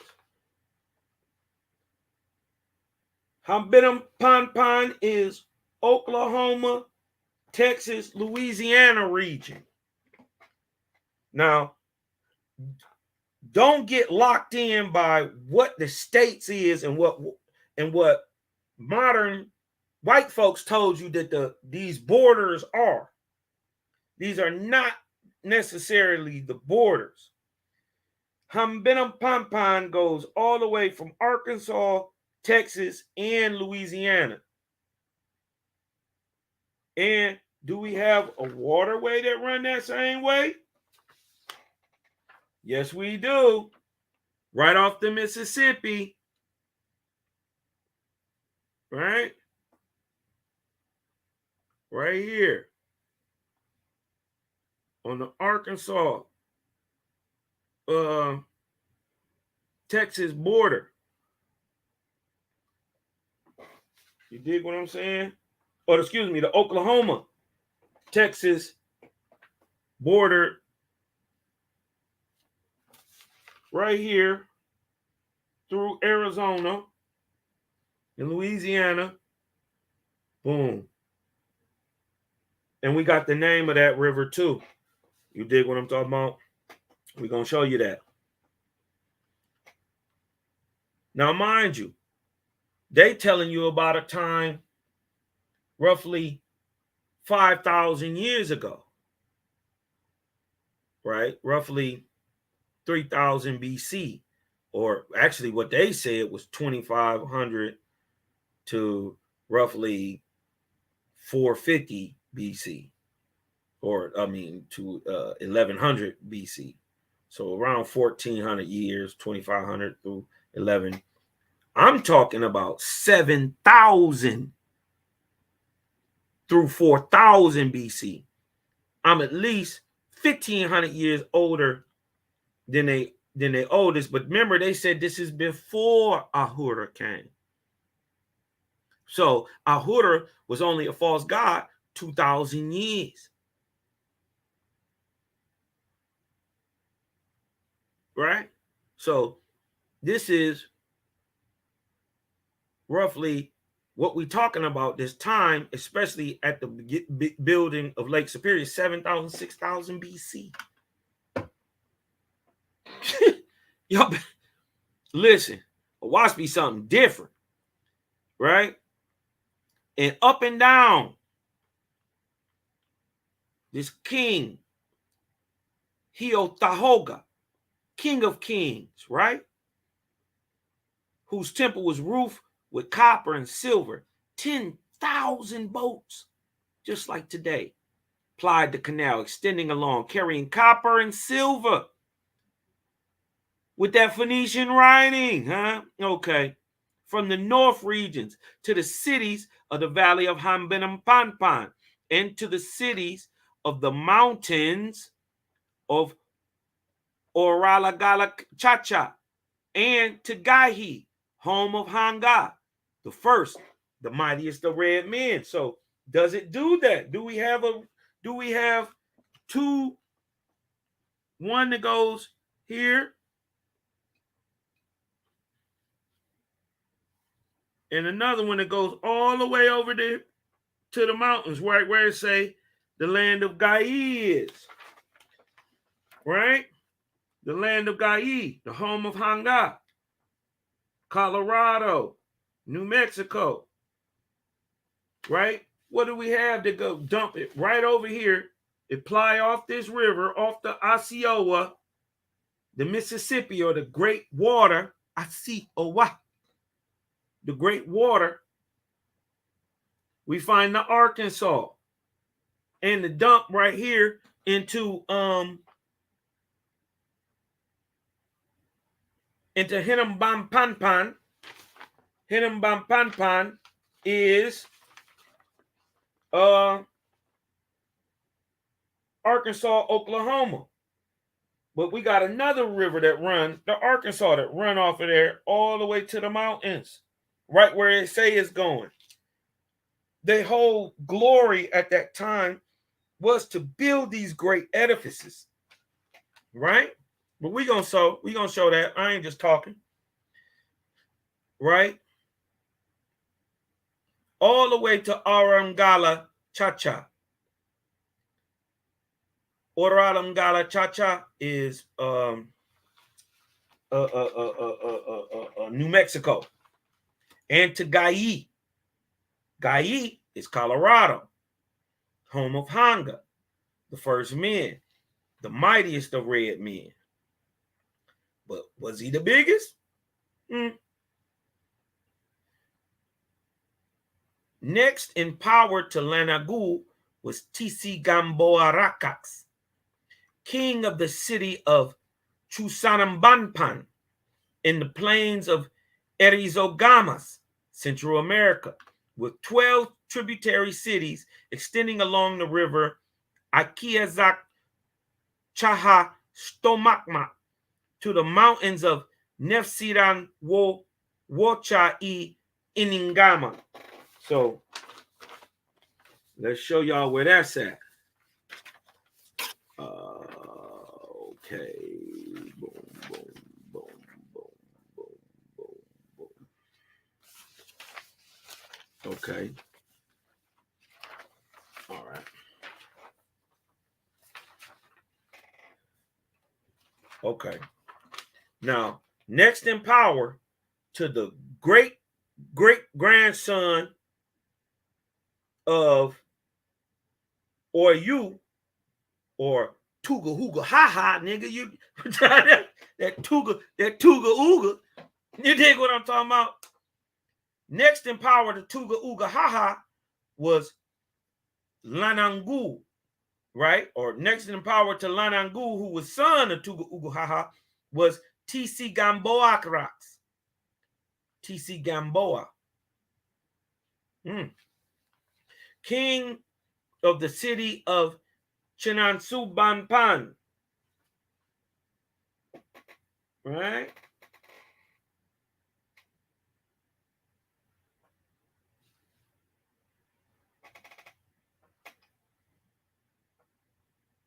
In the plains of Erizogamas. Now, this is where we at. The Erizogamas is a plain in Nicaragua.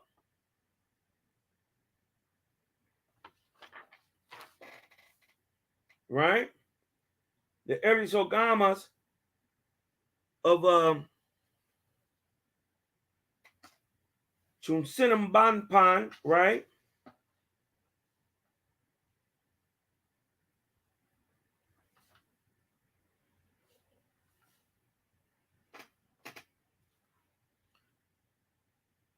In the plains of Eriosgamas, with 12 tributary cities extending along the river, right?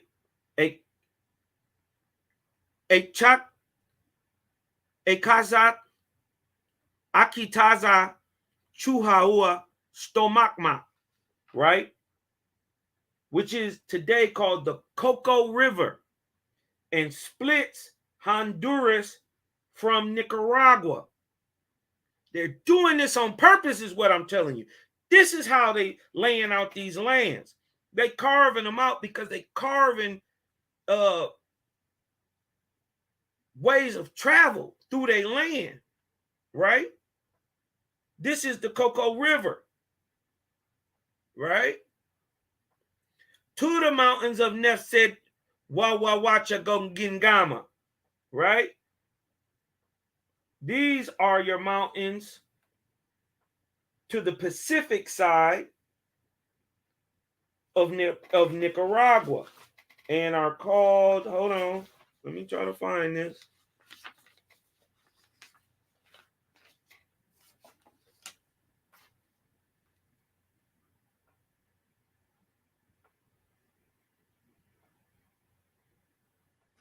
I got the name.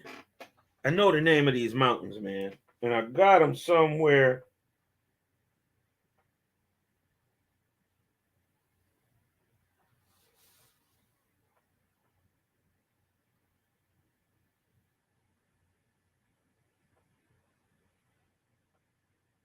This is called the Coco, right? The Akai Stazaka. Akista Zakaka Ustomakmak. To the mountains, right to the west, down by Lago Nagua and Lago Nicaragua, or the Lake Nicaragua and all that back there, is a mountain range. And I swore I had that.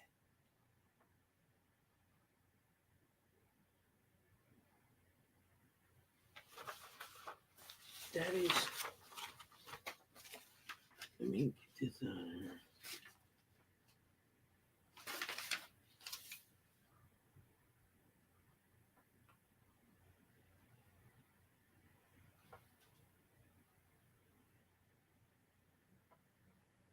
Okay.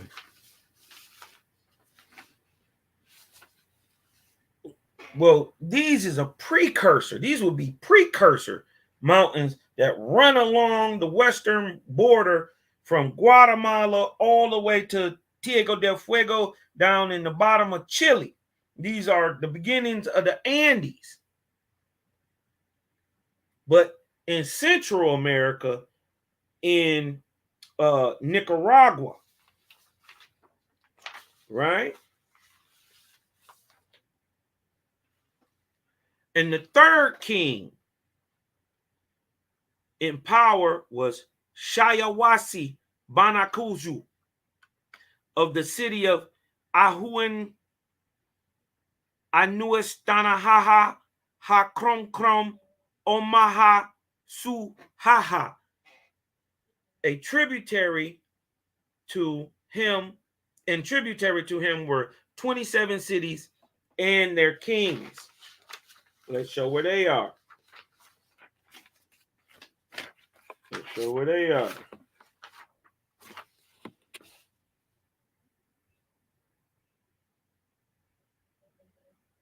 Okay.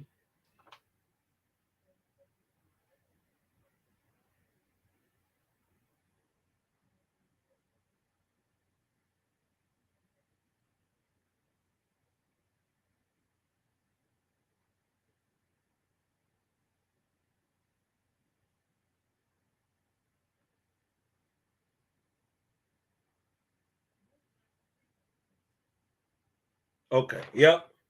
Now look. Now remember they had these different areas named, right? Closer or western Texas. We still in we still in western Texas. Right? Wait a minute. Wait.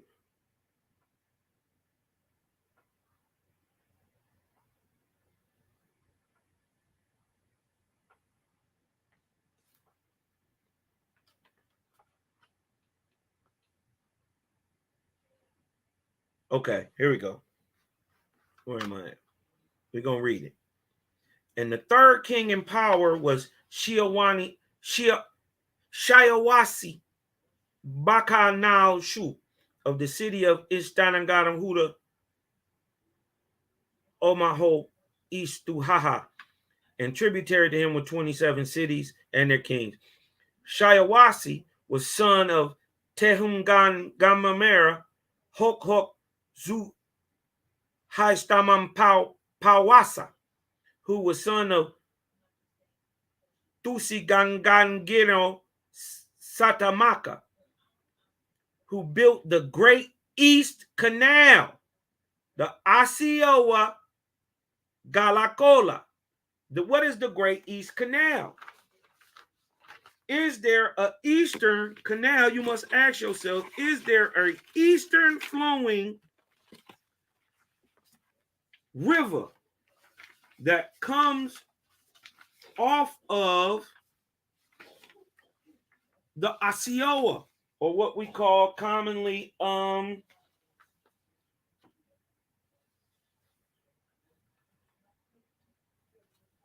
the Mississippi? And there is. And as a matter of fact, there's really only one. Now, it does split, but there's only one eastern flowing part. But watch this. Shiawasi was the son of Tenenhungamera, right? Who was the son of Tusigangangano Satamamaka, right? Who built the Great East Canal, the Osceola Galacola, which is the Ohio. It's the Ohio. How do we know it's the Ohio? Listen. In the rich plains of Valley of Tito-Wanagasi and through the land of Shinawalangala, Lucia, Hahoma Hamham, which they say, listen, Owashpi say it ain't immaculate, which they say most likely is Louisiana and Mississippi. But is that right? No, it's not right. This is why you study and check everything. Where dwelt the large men and women, the Ungi Waha Pakaka Gangiokola Bazokasats, the largest men. And they say that it goes through the Tito-Wanagasi, the Osceola Galacola, the Ohio is in the rich valley of Tito-Wanagasi. Where is the Tito-Wanagasi? It is along the border of Illinois,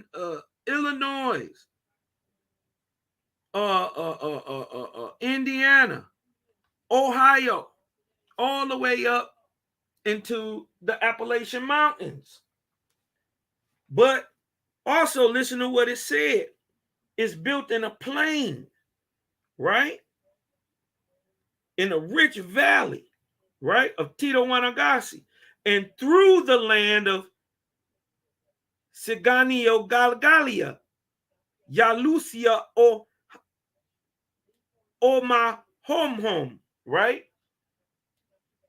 That goes right through here, which is Tennessee, and is the Tennessee River. It is the only that cuts off the Ohio River that goes down through these places.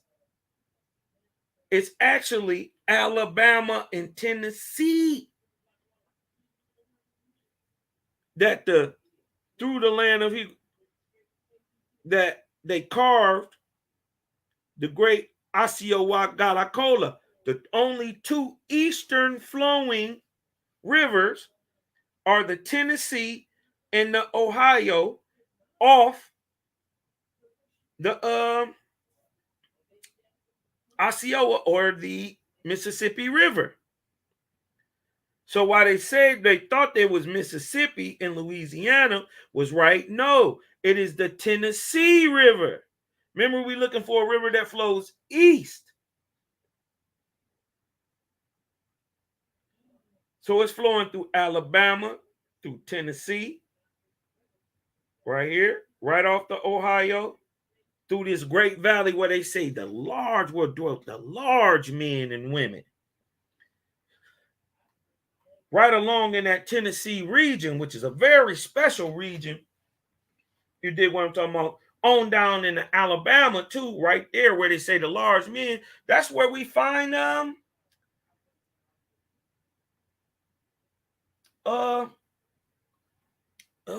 great black warrior chief Tuscaloosa.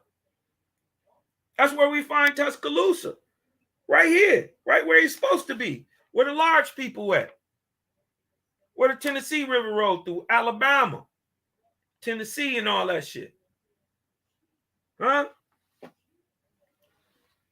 Even clearing up Owaspie, right? They say in Owaspie is most likely Louisiana, Mississippi. No, it's Tennessee and Alabama, right? Where dwelt the large men and women. Now, the fourth great king of Gautama was Huagalo Mara, king of the city of Itutsagola Ham Gansio Kolaba. Right? Let's find out where that is.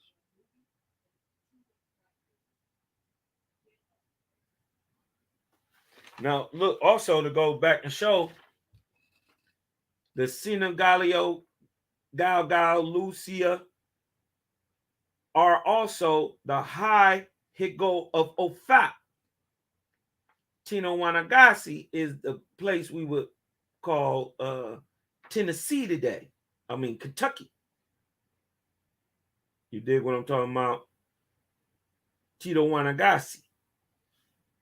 And this is the fourth great king of Itutagagola, which had 17 tributary cities of tens of thousands of people, and his kingdom extended from sea to sea of the middle kingdom, Panama. Right? Let's go show the brother in the middle kingdom of Panama. Go show where he at.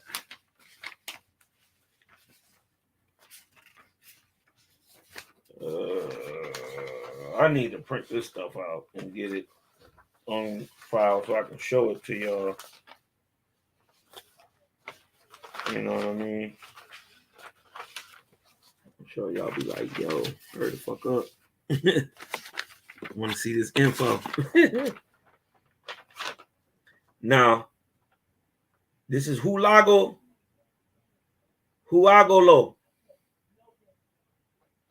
In the city of Panama, Itutsaki Goala Ham Sio Calaba, right? Which had 17 tributary cities, right? Is right here in Panama. In Takshan, All right. Look what's here, which had 17 tributary cities and tens of thousands of people. His kingdom extended from sea to sea in the Middle Kingdom, Panama. Here stood the temple of Gilof, with 1,000 columns of polished mahogany. And with a dome of copper and silver. And with Gilof dwelt the Oshioina, or the oracle of the Creator, for 2,000 years. The fifth great king was Pinambata, king of the city of Lizakara Zakyata Sangangan, on the high Egola Flat, Tennessee. Don't they got a big high plain? What do they call that? It sits on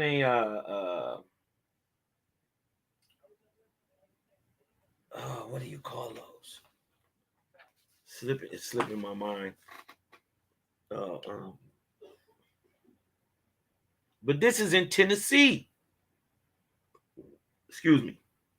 With 30 tributary cities of tens of thousands of inhabitants. Here was situated the school and college of great learning, the Ahaza Hohoputan, where tens of thousands of students were taught. Pintambata was learned, and he had traveled far, devoting his life to imparting knowledge. He had 6,000 attendants, besides 640 officers. Big dog. He the fifth great king, Pinambata, but he got a school.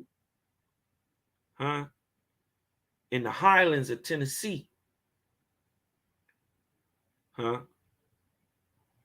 think about some place we need to go. Definitely need to go ahead and look at that area in Tennessee. And they got a bunch of caves down here in Tennessee too, and Kentucky. The sixth great king was Hojab, son of Tukantuksik, founder of the kilns of Wuhu-Hakap. Hojab's capital city was Feranjankoma, with 33 tributary cities having tens of thousands of inhabitants on the plains of Higao in southern Ohio. Booyah. Right? Higao. All the way into West Virginia, the southern plains of Ohio into West Virginia is the land of Higao. Right?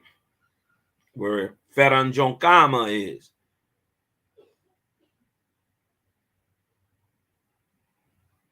The seventh great king was Hiro. Let's just stop with the long names, right? Hiruska, right? And his capital city was Hosususia,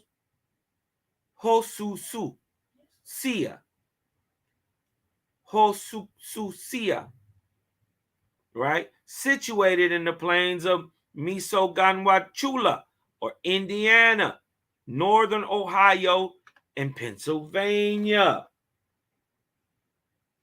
Boom.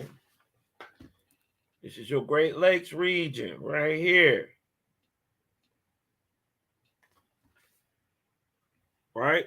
And extending eastward to the mountains of Ganzuan, Sanksik, Hamham, Haba, Dohuyu. So let's go to Ganzuas. The Ganzuas is the Appalachians. Or excuse me, the Alleghenies. These are the Alleghenies. The Gansuas. Including the valleys of the river of Wanpangasa, right? Including the valleys of the river of Wanpangasa. What are they talking about? Juan Pangasa is the Susquehanna. Huh? Even to the sea, Lake Erie. So from that's a big ass piece of land. Indiana, Ohio, Pennsylvania, all the way to the Susquehanna and back to Lake Erie. Many of y'all know that as Iroquois region. You dig what I'm talking about? This is Iroquois tribe region, right? And Hero had 47 tributary cities of tens of thousands of inhabitants. Between the great kings and their great capitals were a thousand canals crossing the country in every direction, from east to west and from north to south, so that the seas of the north were connected to the seas of the south. So this is what they're saying. You could go from Lake Ontario and Lake Superior down into the Caribbean, down into the Gulf of Mexico. But not only north and south, right? And you could go east with the Osceola or the Ohio and Tennessee River, and also the Wabash. You dig what I'm saying? But the Wabash and the Tennessee come off the Ohio. And the Ohio extends all the way to the Alleghenies. Now, the great capitals with 1,000 canals crossing the country in every direction, from east to west and from north to south, so that the seas of the north were connected with the seas of the south. And the people traveled in canoes and carried the products of the land to all directions. Besides the canals mentioned, there were 7 other great canals, 7 other great rivers, named after the kings who built them, and they extended across the plains in many directions, but chiefly east and west. Huh? Is that true? Yes, it is. These were the Usgalu Magovo. Let me see where I got the Usguvu Magolo at. The Usgulu Magolo.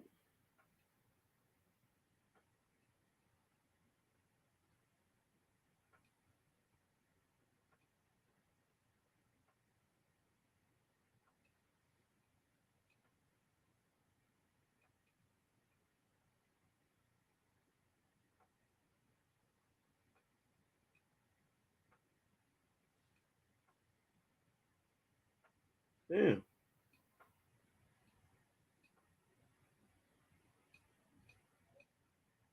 Let me see. Hogolopan.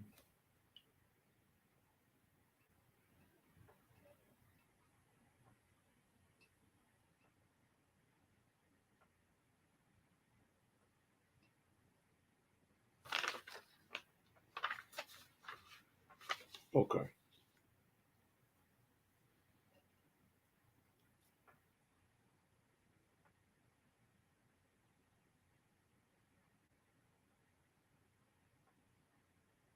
Okay. Why can't I find this?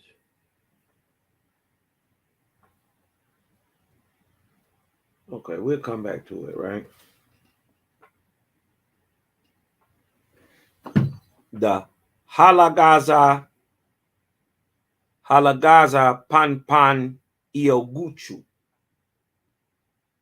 The Halagaza Pananguchu is what we call the Columbia, right? And the Filio Stagovon Choban Asoso is what we call the Red River, right? The Anetia Bolala Chu Esan Gomako Loa Ban Bak Bak.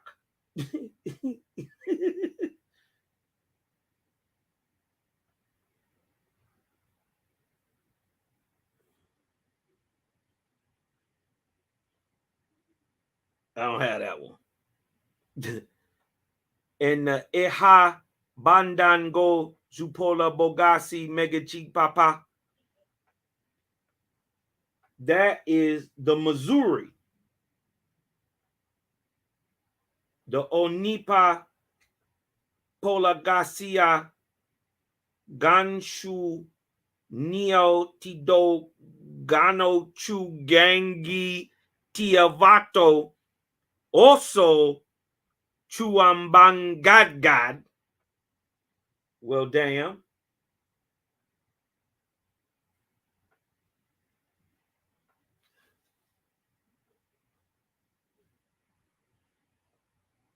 Oh, my bad. The Anitiobo Lala Chu Sango, that is the St. Lawrence. That is the St. Lawrence.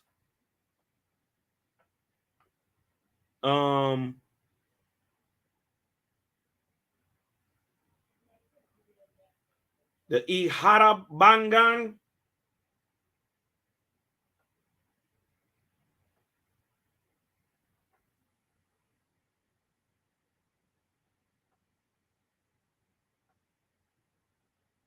The Oniapa Gopala, that's the Arkansas.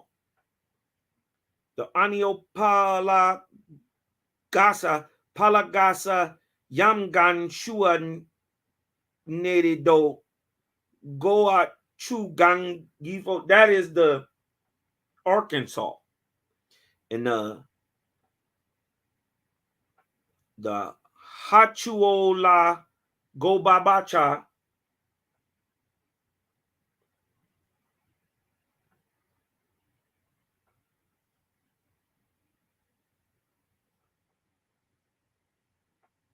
is the Potomac.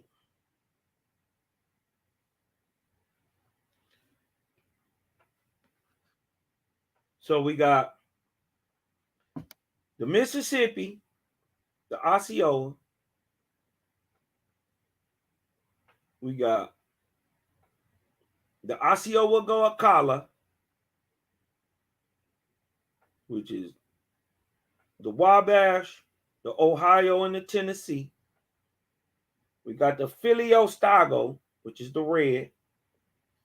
We got the Rio Grande, which is this is the Rio Grande. Ihabandangan, Zuportilica, Bagasa, Medichipapa.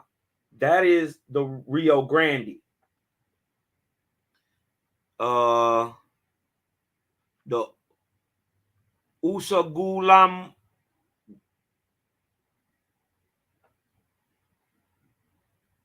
Let me see. Let me make sure. Yup. Is the Colorado. This is the Colorado River. This is the Columbia. This is the Red River over Texas and Oklahoma. The Antio is the St. Lawrence.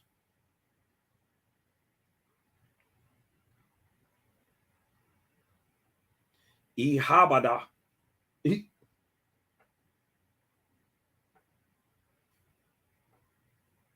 is the Potomac. The Wanapanagasi.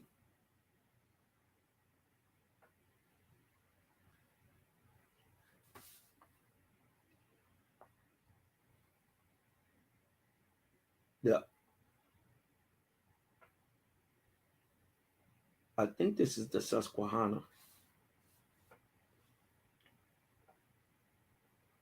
And this is the Missouri.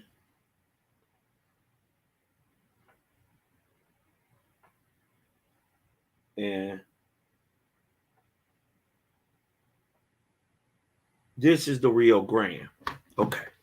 So in those days, the kings and learned men set their hearts on building canals or rivers and finding places and roadways for them. And the great glory and honor of man at that time, 7,000, 6,000 BC, lay in this achievement of building great canals and carving out their land where they are, where they rule. You dig what I'm talking about? And God, Yichi, perceiving the virtue and wisdom of men, sent his angels to teach man the mystery of canal making. So it didn't just come from man. He didn't just think this up. To teach him to compound clay with lime and sand, to hold water, that is to make concrete. And to teach man to find the gow, or the level, and the force of water. The angels also taught man to make pots and kettles, to burn the clay in suitable shapes, to find copper and ore and silver. Remember, that's what we find in all the way over in Europe. Michigan silver, 6,000, 7,000, 5,000, 4,000 years old. Being taken up out of here by these great 10 kings. You wasn't coming over here getting nothing unless you holler at these Ahuin. Huh? And to burn clay. Look at this. Metallurgy. Right? Pots and kettles. To burn clay in suitable shapes. To find copper ore and silver ore and gold and lead for the floors of the oracle chambers. Clean, shining white, suitable for angels. And they taught man how to soften copper like dough. How to harden copper like flint. This is your copper age. Existed before your bronze age. To harden copper like flint. Rocks for axes and mattocks for building canals. Mattock is like an axe. Taught man how to work the ore in the fire and smelt it. This is chemical reactions. You got to take one thing, heat it, and add it to another to get a different metal. And how to make lead into sheets. Look at this. Hold on, watch this. Let's see what Google say about when lead, the first lead alloys was found. Hold on. Let's get to this real quick. I want to look this up real quick. When were the first lead alloys found?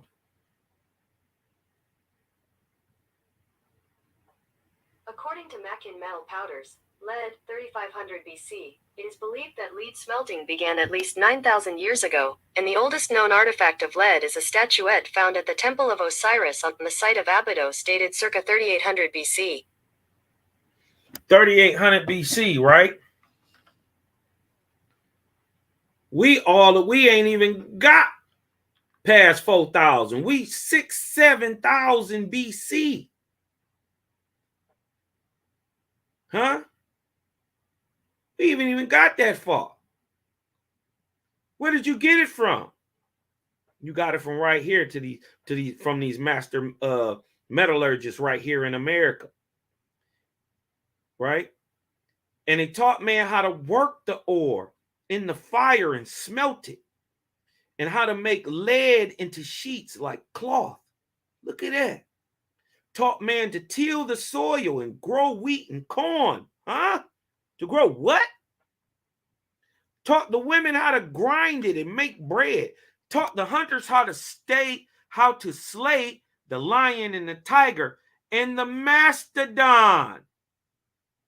The hagawata. See, what y'all don't know is y'all think the mastodon and the woolly mammoth are the same thing. They not.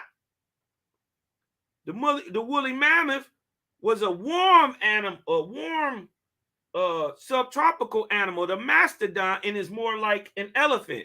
The mastodon is a rooting animal. It dug in the ground, big ass caves in the ground, and is more akin to a pig. Huh? But look what Owaspi say. The legends of China, India, and America all give the same name, the Hogawata, for the mastodon. Not the mammoth, the mastodon. And the legends make the beast not like the elephant in its habits, but a rooting animal, like a swine or a pig. The same word that they called it Hogawata. In America, they called it that same thing in China, in India too. Remnants, showing the remnants and the oneness of the Panic language, showing that it's all the people from China, India, and America got the same genetic stock. They came from the same place. And showing that the mastodon is still on the earth. It's 9,000 years ago. Huh? Besides all these inhabited regions, there lay another country to the far west, 50 days' journey in the land of Goshalobak, which is Utah, a place of sand and salt and hot boiling waters. So the desert had already been made. When? And the breadth of this region took 20 days' journey, east and west, but it spanned to north and south, took 50 days' journey. So they talking about Utah. They talking about Utah on the other side of the Gai Mountains. Goshalobak. You dig what I'm talking about? That's the kingdom of Goshalobak right here. Take 20 days to walk this way, 50 days to walk this way. Goshalobak. Right? Where the Great Salt Lake is and that valley and all that stuff is. Boiling waters and yellow, what is it place? Yellow, it's a national park.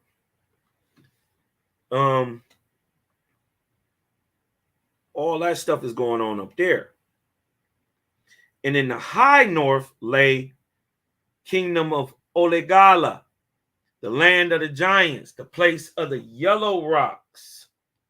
Olegala, right, is all the way up into, Wisconsin. Wyoming, Montana. This is the land of Ogala. Right? And where the land the place of the yellow rocks. This is Yellowstone. Right? North of Goshalobak, right? Where Yellowstone is. Olegala, the land of the giants. Huh? That's Wyoming and Idaho and Montana area. Right? The place of the yellow rocks and high spouting waters, geysers. Still doing it today, fellas. It was Olegala who gave away his kingdom, the great city of Pawafucha, Wawicha, Havagana, Niaba, with the 24 tributary cities spread along the valley of Unemusuga Chacafuela, or the Yellowstone Valley. Gave his kingdom to his queen Minigani Washaka with the yellow head, long hanging down. Where's Mini Washagala from? Right? He gave her all this shit right here, right? He gave her all this.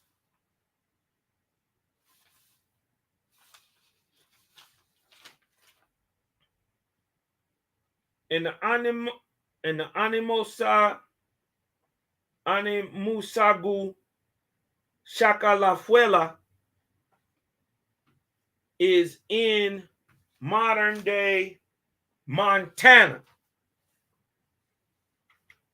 Right? But the Unemugusafuela is in Yellowstone Valley, which extends all the way through there. Right? Nigga done gave it, look at this shit. These Ahuans, he gave his kingdom to his queen, Minigani Washaka, with the yellow hair. He gave his shit to a white girl. And the queen, and look what she did. And the queen built 270 temples, and 2 adjacent to the spouting waters, where her people went every morning at sunrise, singing praise to Gichi, Maniti, Manito, the great creator. Now, south of Oligala lay the kingdom of Onewaga, right?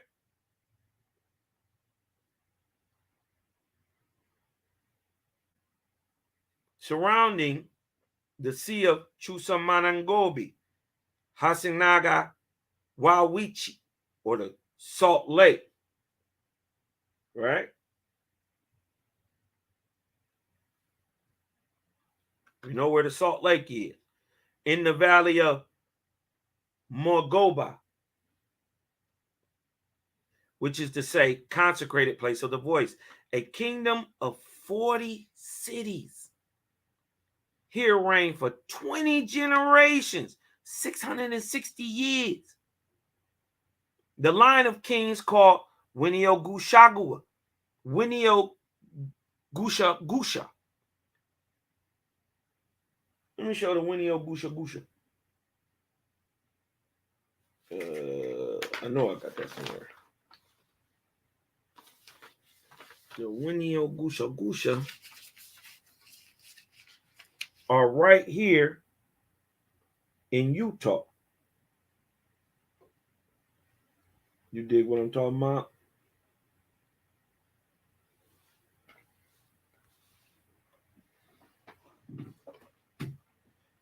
The Winio Gusha, most holy and wise, full of manliness and strong limb. To the east lay the lake of Wuhutani.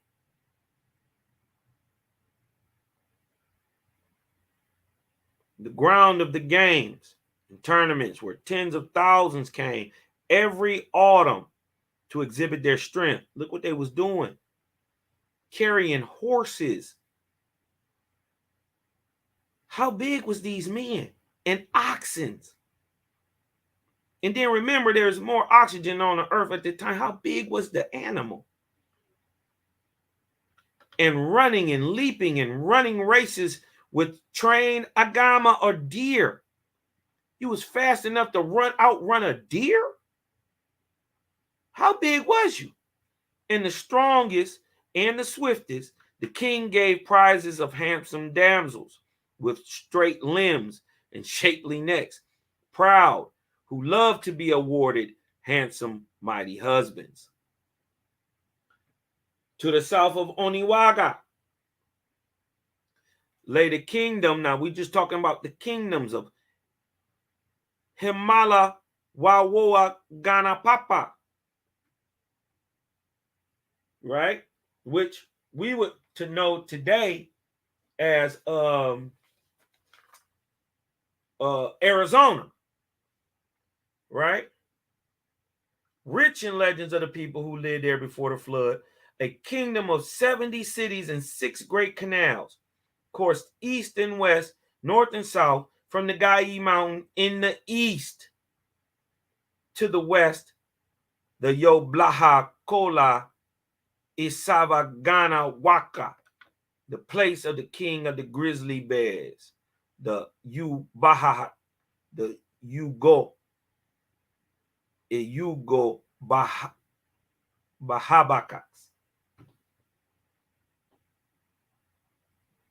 Huh? From the east, right here, Arizona, back going west.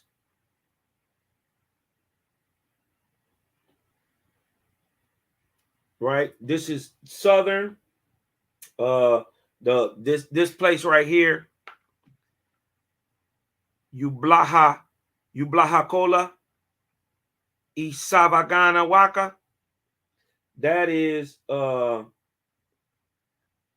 Sierra Nevadas, or between the Gaia Mountains, the Sierra Nevadas, or what we would call Southern California and Southern Nevada. That region right there. You dig what I'm talking about? And to the south, to the Middle Kingdom, right? On the deserts of Gohiawon Gadon. Whoa. Now let me show you the desert they're talking about. It's actually in Mexico.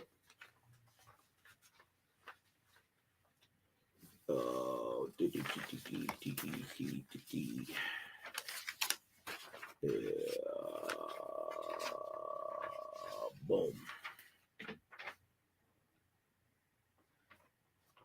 The Geobiata Ganingan Woho, where the rivers do not empty into the sea, but sink into the land. That happens right here in the desert in northern Mexico, or what is called ancient also called Mauritania. This is a desert right here today. Northern Mexico, right?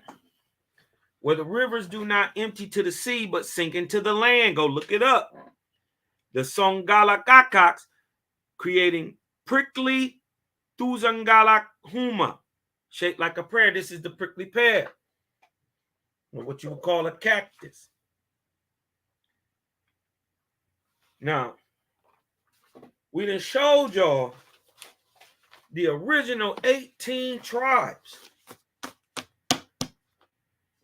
extending from the time of the flood, 22,553, right here in America, being birthed from iron and drug stock. You dig what I'm talking about? First of all, we got the darkest indigenous man in the world comes from here in America, darker than the ones in Africa. The most darkest skinned indigenous man, aboriginal man in the world is birthed here in America. Hold on, let me see.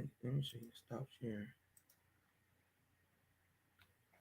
The darkest aboriginal man, think about this, comes from America, not from Africa. You have just as much variation in people type and genotype in America as you do in Africa.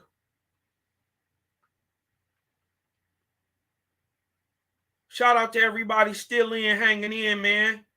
You know I'm a little long-winded. Shout out Elijah. Shout out Yazo Fish. Shout out my brother Daryl. Shout out Child of One. Matt Gabriel. Thank you, man. Thank you, man. Archie Wabasi. Ojibwe people are known to be in most of Ontario, Canada, part of Minnesota, all the way to New York. Yeah, y'all was whooping ass or running really from these Iroquoian people. The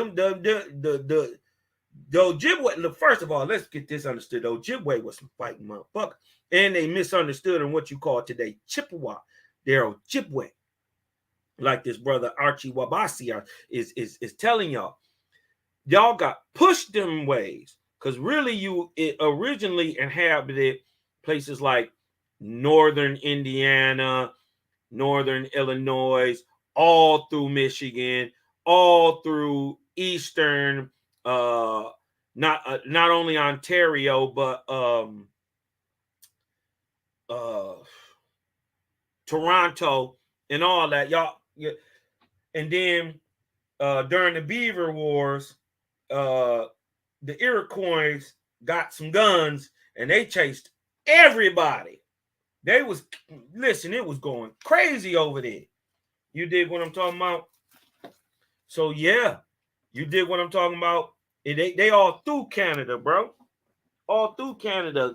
They migrated there, running from war and famine and enslavement. You dig what I'm talking about? Them people they wasn't fucking with them Iroquois warriors at the time, and then they had guns. They started getting guns from the Dutch circa about 1647. By 1652, wasn't no Ojibwe you had to go all the way to Minnesota, and you had to go past that to escape these people. You dig what I'm talking about? They was not playing. They was on that war path. You dig what I'm talking about? Hiawatha Forest stretches through Upper Peninsula of Michigan, not just Canada. Boom. Lake Superior, correct. We are the descendant. Indian is not us. We are the Anishinaabe. Yeah, but I understand what you're saying, but colloquially, all them people are called, you dig what I'm talking about, Indian. Now, we could go back and just show, period, you not them people. We could just say that. We could say the Anishinaabe. You dig what I'm talking about? Who would have had a mongoloidal cut coming through them the Iroquoian type? We could just say, y'all not us. Because we know what them very first Indians look like. We just told you. Copper color. Big boys. But we not tripping on that over here. If you was praising the great creator, you know, it's all good. You my brother. So you may be Anishinaabe, just like I'm Creek and Choctaw. I got a little Mohegan in me and Blackfoot too. You dig what I'm talking about? I got a little Creek, little Choctaw, little Mohegan, little Blackfoot. You dig what I'm talking about? Hard to say you just one thing when you got all them tribes mixed up in you, and then you got the you know, government oppressing your people, changing your people. You dig what I'm talking about? Changing your names many times. Yeah, we may have been Anishinaabe. You dig what I'm talking about? Especially up here in Detroit. So you got a point. You dig what I'm talking about? You could have been Ojibwe up here. You dig what I'm talking about? We not tripping on that. But what I'm saying is, many of your people went on to enslave our people who look like me. This is how you got much of that European genetic stock in you today, because your people lost that pretty brown skin tone. You dig what I'm talking about? Even enslaved people, the negroidal type of Indian. You dig what I'm talking about? We got a whole people that are Algonquin speaking, but are called mulattoes, who speak an Algonquin-based language, who look like a mix between the Negro and the Mongoloid. They call it Siouan. You dig what I'm talking about? And a Siouan, which means mix, you can speak the Algonquin language or you can speak an Iroquoian-based language. You could be both, depending on who raised you up. Don't stop your genetics none. You dig what I'm talking about? So we ain't tripping over here. We get down to the get down. You dig what I'm saying? We just letting you know the first ones, 21, 20, 19,000 BC. Before Beringia, before any of them niggas was here. You would have had it already been mixed in for your people to be here, for you to be. And I understand the term Indian, I understand that, but we don't like to be called blacks. We don't like to be called Negroes. But in this caste system of the United States, where many of us have lost our tribal affiliation, well, my tribe is the peoples. We keep that culturally popping. You dig what I'm talking about? And right here in America, our culture dominates the world. Everybody want to be a nigga. That's why you singing rap songs, smoking tweed. You dig what I'm talking about? Everybody want to be us, but until it's time to be a nigga. Yeah, you want to benefit. You dig what I'm talking about? But it's all good. Ain't nobody trying to be nobody else. We're just trying to be us. You dig what I'm talking about? Shout out to Elijah 7. You dig what I'm talking about? Yeah. What time? But saying came from pond after the deluge, correct? Maniti is God. That's just what we just told you. We expressed that. We already know. We know that that's not the creator. We are Ojikri, right? Close to Ojibwe. Gichi means great or greatness. That's the great creator. That's the great spirit. Huh?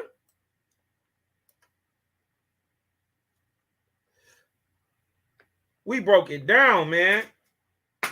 We gave y'all the 10 great Algonquin kings of America. Come to find out, they are carving. Also, later in time, Shatta history goes on to tell that there may be a good chance that the Shatta or what they call Choctaw, there ain't no Choctaw, there are Shatta people who come from that Costa Rican,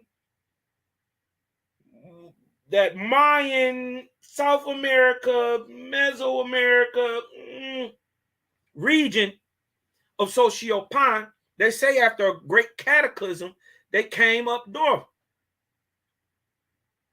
They how the dates and everything and the structure of the Mayans reached the East Coast in places like Okmulgee and Itawa. You dig what I'm talking about? They end up history is showing that they may be not only a remnant of the Mayans, but directly the Mayans. You dig what I'm talking about? And when you say Mayan, that's a massive term. That's, you know what I mean?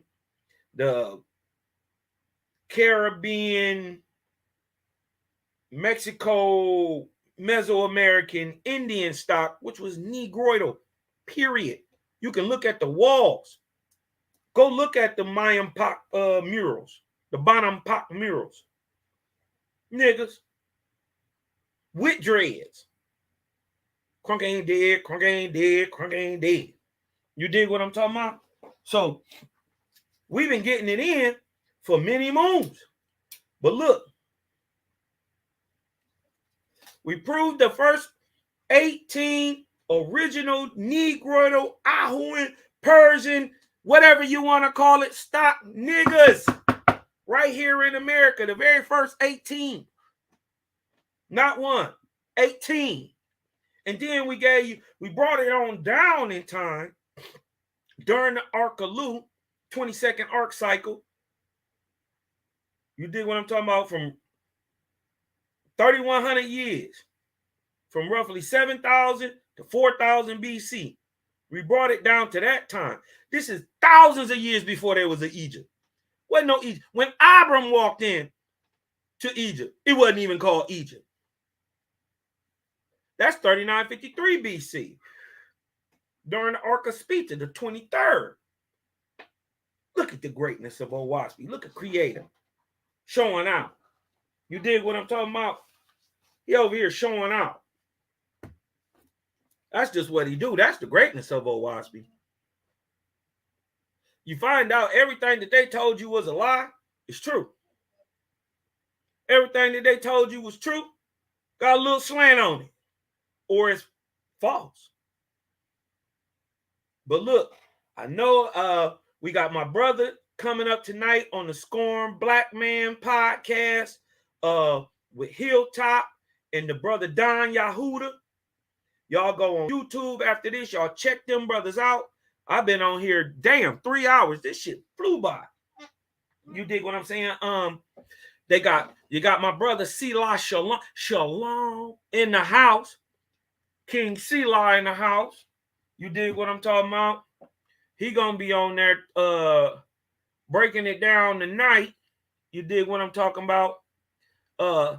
We gonna end this one a little early, but this is lesson 4. Jehovah Chronicles, the 10 great Algonquin kings, and the first 18 tribes of Negroes in America, way before if anybody who call themselves native today, they don't even know this history. This history is just taught in remnants. They talk about animals and you dig what I'm talking about? They're not giving you the real deal and how to prove it. And we show on the oldest mound builder stock writings in the world, right on top of everything is the name of the creator. E-O-Y. Huh? The middle of the fucking country is named after the creator. Let that sink in. Where is Iowa? They call it Iowa today. But where is E-O-Y? Huh? Middle of our fucking country. Stop it. Michigan, the men or the land of the men of Moses. They keep calling it Paleo-Hebrew. It's Phoenician. Get it through your mind. The Persians, who are the Phoenicians, spoke Phoenician. The Egyptians spoke in a Phoenician-based language called the Eba. The Hebrew, the Bantu, the Bakori are all Phoenician-based. Try to say a word without a sound.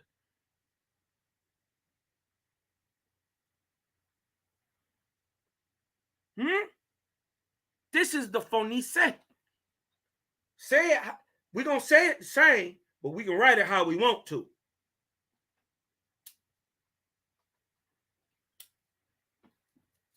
Y'all, Black Man Scorn podcast. Your boy Selah Shalom supposed to be getting it on, cracking in a minute. You dig what I'm talking about? So we're going to give y'all some time, get some refreshers, and we're going to start hitting y'all back.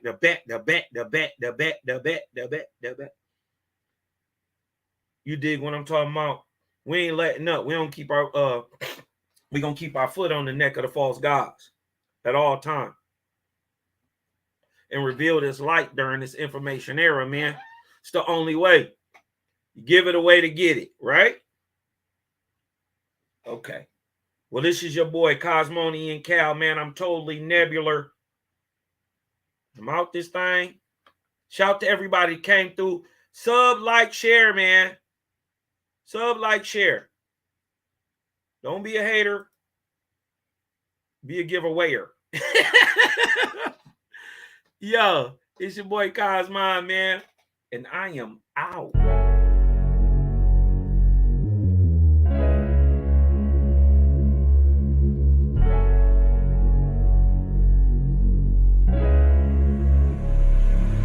And oh yeah, put that Super 7 in the air. Tell me how you feeling when you feeling up there. When you in the sky breathing rarefied air. When you breathing rarefied air, oh yeah. Put that Super 7 in the air. Tell me how you feeling when you feel it up there. When you in the sky breathing rarefied air. When you breathing rarefied air. theft, that chow mein, that papa bull, that towel mein, since sunset in the arc of Wayne. My brain moving like Tao saying, so as above, it's so below. That up and that down thing, this flow is atmospherian. I call that a ground game. See, water is knowledge, so if I'm teaching, you're learning. So how your God make a sun without vortexing current? See, the pattern is ponic, I'm reaching out for my people. Oh, watch me flow through your speakers, you feel the force of the ether. And when the force gets the equal, I'm taking off like an eagle. Police popped the pastor yesterday for pushing put equal. My DNA is Moshe, mix that thing with higher water. My spirit rate is OTN, it's just a higher order. Got more light than Kavita, rap a lot just like Tila. Went from sinner to saint, shout out my big homie Sela. Got more torque than a sports car, got more work than a door star. In the 4 million I make, I'm giving the Dr. Umar, oh yeah. Put that Super 7 in the air. Tell me how you feeling when you're feeling up there. When you in the sky breathing rarefied air. When you're breathing rarefied air, oh yeah. Put that Super 7 in the air. Tell me how you feeling when you feel it up there. When you in the sky breathing rarefied air. When you're breathing rarefied air, oh yeah. Super 7 in my rites and ceremonies. I'm married to Jehovah, holy matrimony. Confucius say, in the words of Caillou, before you hit the tomb, be a bridegroom. Only got one question for Miss Susan B. On how to last Ahu when it's now a ennui. Blame my inspiration, I'm just thinking thoughts. But in the way of God's, we gon' keep it short. Why Jesus wanna kill me, Matthew 10:34. Just a couple questions that I'm needing to know. Oh, watch me flow, it's so potent. Set the vortex in motion. Super 7, I'm floating across the Aegean Ocean. Oh, you a Muslim now, so I guess you making salat. Well, I'm a Israelite, I'ma make him at the Shabbat. Got Moses on the bumper, super slap off in my spaceship photosphere. So I stay lit, peace and light to the faith is so yeah. Put that Super 7 in the air. Tell me how you feeling when you're feeling up there. When you in the sky breathing rarefied air. When you're breathing rarefied air, oh yeah. Put that Super 7 in the air. Tell me how you feeling when you feel it up there. When you in the sky breathing rarefied air. When you're breathing rarefied air, oh